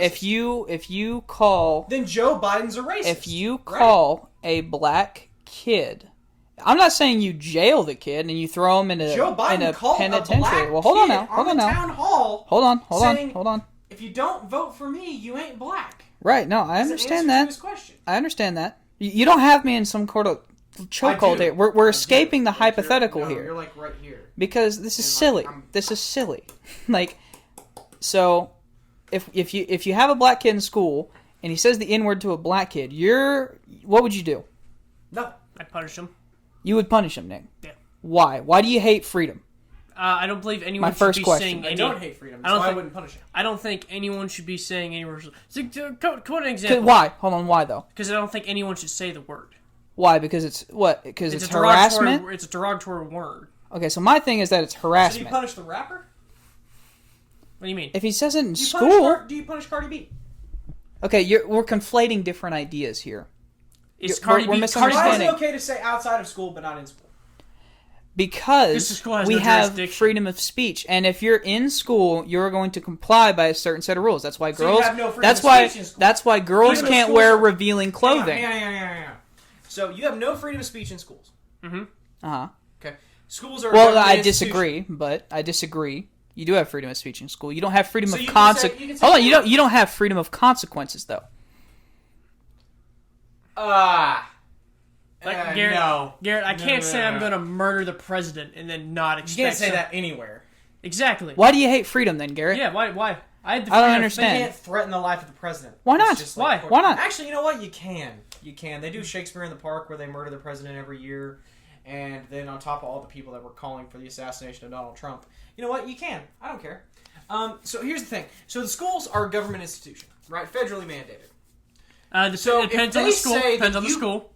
No. Public Public schools. schools. Yeah, He's talking public specifically So public public schools. Federally mandated. Uh-huh. If you don't have freedom of speech in public schools, then you don't have freedom of speech according to the federal government, right?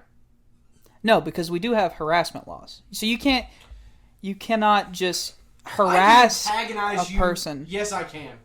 I can call you whatever I want. I can call you a Marxist. I can call you a communist. I can call you a racist. What happens? I can call you a bigot. So, I can call you whatever I want. So look. So if we're in Walmart, we're just two random people, right? One calls someone a derogatory term, whatever it is.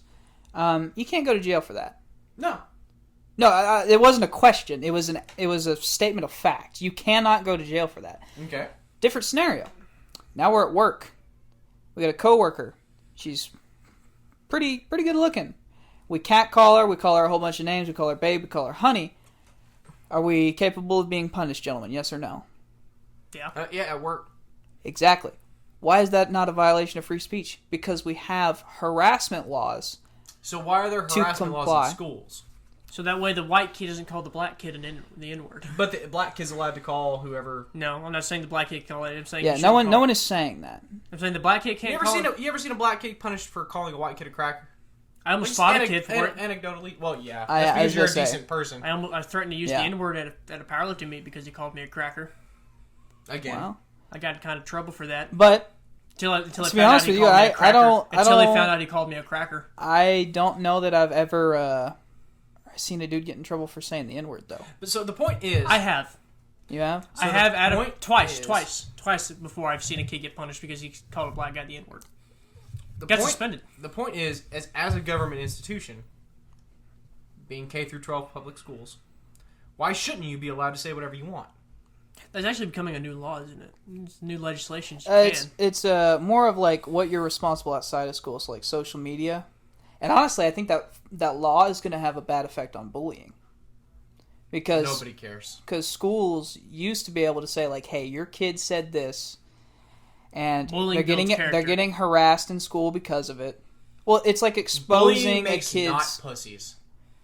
All right, fair enough. But I don't know. But I just can't believe the argument I'm hearing right now. What do you mean? So kids should not be punished, period, for saying the N-word in schools. Thoughts? For saying the N-word in school, specifically. Yeah, I don't think so. I think so. Like, that's an extreme example. I but think just so. like, I wouldn't... Like, I don't want a person sent to detention because they called someone a cracker. Or some other kind of racial slur. Like, that's... Like, so we can all be like, okay so you called this person this Is that word. warrant an ass whooping? That's bad. Does that warrant an ass whooping after class? Like, if someone calls a black kid the N-word, does that black kid have the right to... I believe... kid. Look, I'll be honest with you. That kid whips that white kid's ass. Oh, yeah. So if that black kid's like, okay, you just called me the N-word, I'm going to beat the shit out of you. I say that's warrant an ass whooping, at least. Yeah, I don't have a problem with that. I just have a problem with government institutions mandating what you can and can't say on government. Does the school then suspend that black kid? I really don't think it's an infringement on your freedom. But the white kid can call him whatever he wants, no punishment. Yeah, words aren't violence, Nick. Violence is violence. So if he calls you an N-word, so I can threaten the president's life. You can. So wait, hold on. Beat his ass. You've got a scenario then where a white kid can say the N-word to a black kid, the black kid beats him up, and the black kid's going to be punished because the white kid said something he didn't like and that was offensive. Yeah. Okay, so... Words aren't violence. Wow. Okay, here's the thing. Okay. So if the white kid calls a black kid an N-word, and the black kid calls him a cracker, no one gets punished. But if the black kid takes such offense that he beats the white kid, that is violence. You have taken violent action for someone's words. That's not okay. And you would only punish the black kid in that scenario. No. If the white kid got called a cracker... No. And then gets attacked... Different scenario. So, the white kid... Whoever instigates the violence... The white kid calls the black kid... I think the white kid in this scenario instigates the violence. He didn't throw the first punch. Words are not violence. He didn't have to. Okay. Words are not violence. So what would you do then for like sexual assault stuff? Like words are still not violence. You Like, have not been sexually assaulted if someone says, "Hey, nice ass." There we just disagree. I don't know what else to say. I kind of agree with Garrett. Like that's the end of the argument. Words aren't violent. What if we go into detail talking about your nudes? You know, in high school, that's a big deal. Now, girls are sending nudes at like age 11. Maybe don't send nudes. I don't fucking know. Like it's personal choice. So if a chick had sent me a nude and I said, "Wow, you're." To her, really so you're calling her out. That sandwich looks like a roast beef dropped on a barbershop. So floor. There you go. So if a kid does that to a daughter, and the daughter runs home to their parent and says that to their parents and says the school didn't do anything about it, I would be rightfully pissed off if they started talking about my daughter like that and nobody was held accountable. Yeah, I'd be pissed off at my daughter for sending pictures of her vagina to somebody else. Yeah, no, don't get me wrong.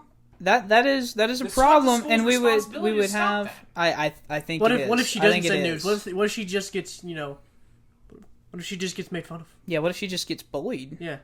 Bullied just makes stronger people. Like I don't understand. Yeah. I just firmly disagree. There's no more. And then what discussion happens, to be Gary, when you had. come home and your daughter's hanging from the ceiling fan because you couldn't take it anymore?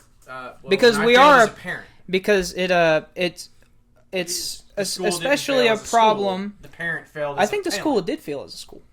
No. I think so too. As a government institution, it is Schools not are your meant to be job. safe. They're meant to be safe. And You a should never comfortable feel- environment. Garrett, did you ever feel threatened going to our school? Oh, hang on. What did you just say? It's supposed to be a comfortable environment. So then why are we talking about topics that make people uncomfortable? Why? Is that really the argument that you're going to make right now? No, but schools are supposed to be a comfortable environment. No, if no, you're no, no. making, if No, you're no, no. making people, I'm not saying don't teach someone math because math and makes I'm not them saying uncomfortable. just because something makes someone uncomfortable doesn't mean that you should outlaw it. That's the point. Of what? No. The difference here, Garrett, is you can learn from history from being uncomfortable. You can learn from bullying. Not if you're not So held maybe accountable. not send Not- pictures of a roast beef sandwich to a boy you've known for 3 days. But But- what about you're Like, just I don't- born But if black? you're What if never- you're just born black Yeah. and you go to bumfuck middle Oklahoma and you're just called a... That's a good point.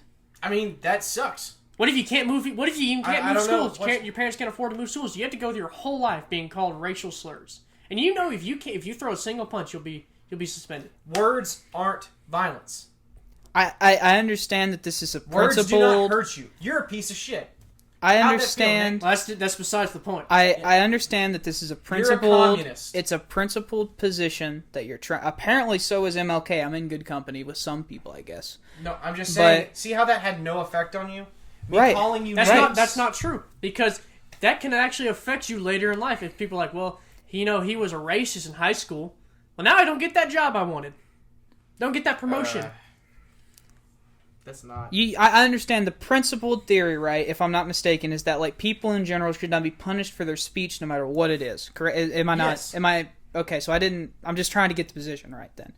And you're saying that for that reason, there should be no censorship, no punishment, regardless of anything. There is no scenario where we can censor or punish speech. Period.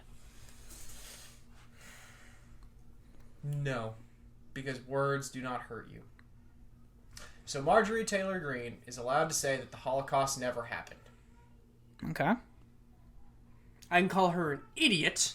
Mm-hmm. And that goes both ways. So, I can call you... So, should AOC be thrown in jail for calling McConnell a racist? Well, let's not conflate anything here. Because, remember, AOC is not advocating for that. No one is advocating that we throw you in jail for, A, denying the Holocaust, calling people racist. Well, no one is arguing but for you that. should be punished. Right, there are different forms of punishment besides prison, though. Right. But no. Words are not violence. I have not hurt you by calling you a piece of shit. So I have stated my opinion. So words themselves are not violent. They are vibrations through the air that are caused by our vocal cords and our tongue. Okay. I understand that. Words cannot. I understand. No, They can lead to violence. Thank you, Man. Nick. That's the point I'm getting to. Is they can instigate it. Such as when that person yelled, "There's a Trumper over here," and that man Exactly. got shot. Exactly. Now, is that person responsible? At least partially, right? Yeah. So that person who yelled... So me pointing out you're a Biden supporter is the same as me pulling the trigger? No, I didn't say that either.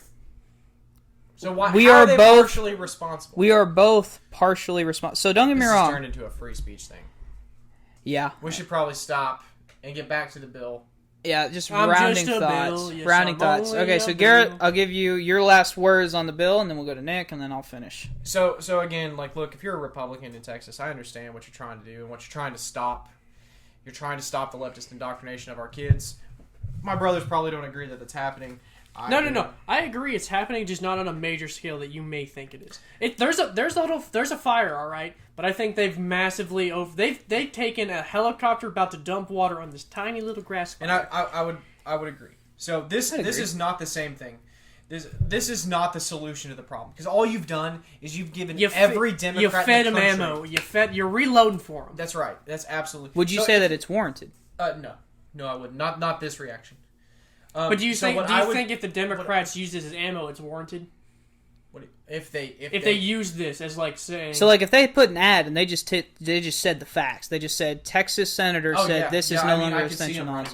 Yeah, like, well, I mean they're not going to. I don't think this has a whole bunch of racist. Certain mate. This definitely has racial undertones. Yeah.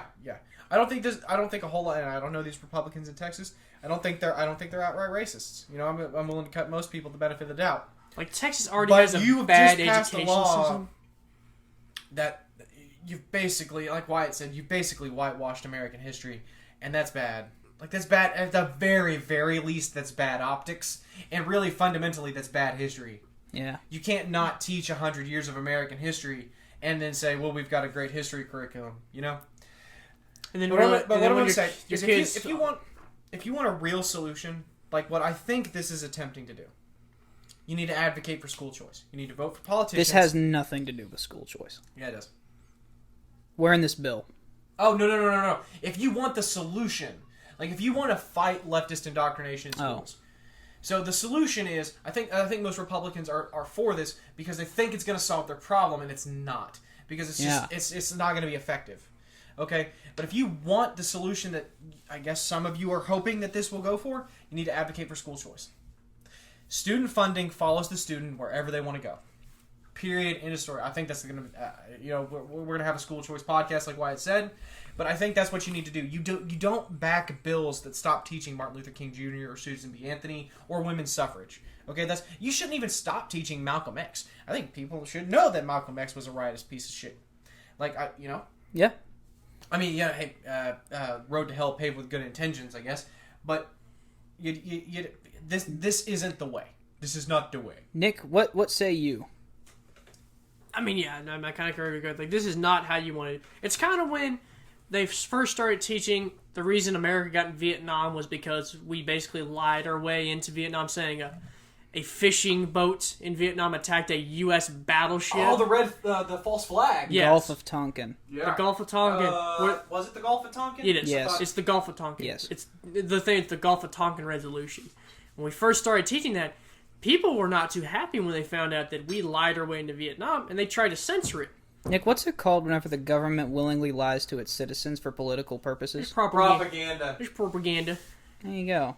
It's all it's the name of the game. Propaganda. Would this... That's propaganda. Oh, that's hand and foot propaganda. Yeah, I agree. And I wasn't trying to cut you off. You should not try to alter history to make it seem good. Teach history for what it is. Teach the good, the bad, and the ugly. Yeah.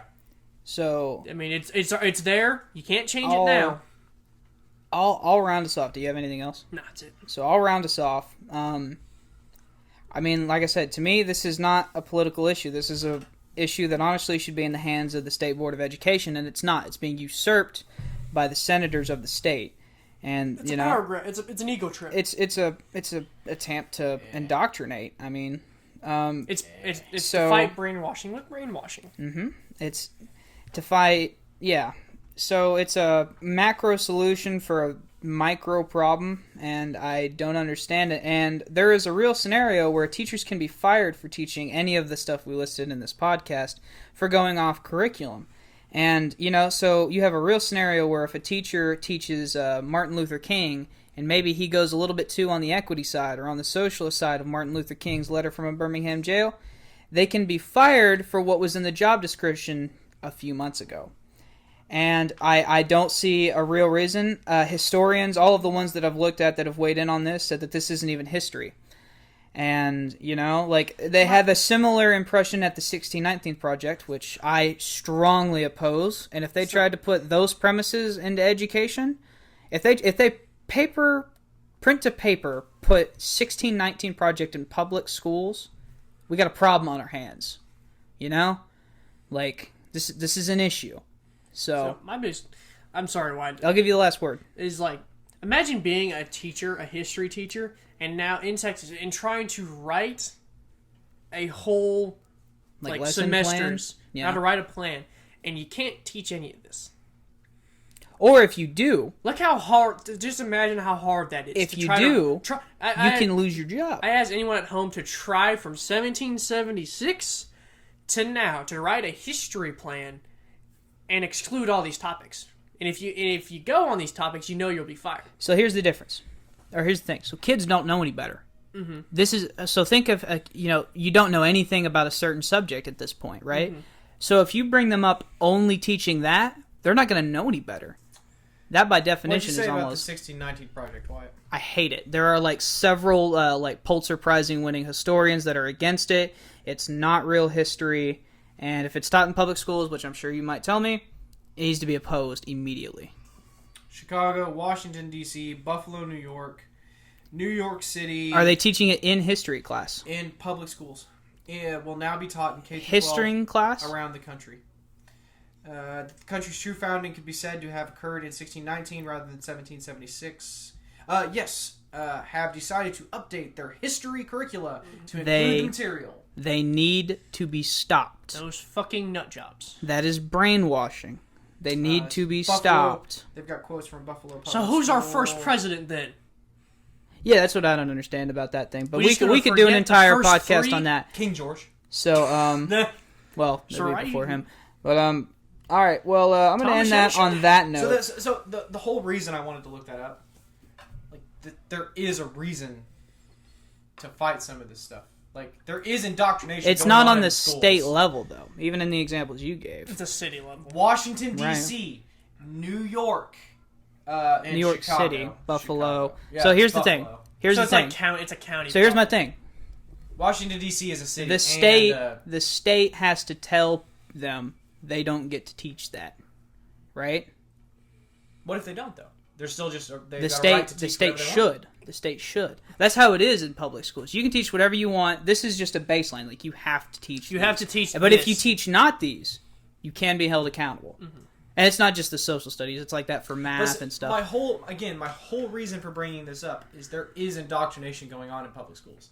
Whether you think it's macro or micro, it's happening. Mm-hmm. Well, so the reason I'm focused on this is because this is like.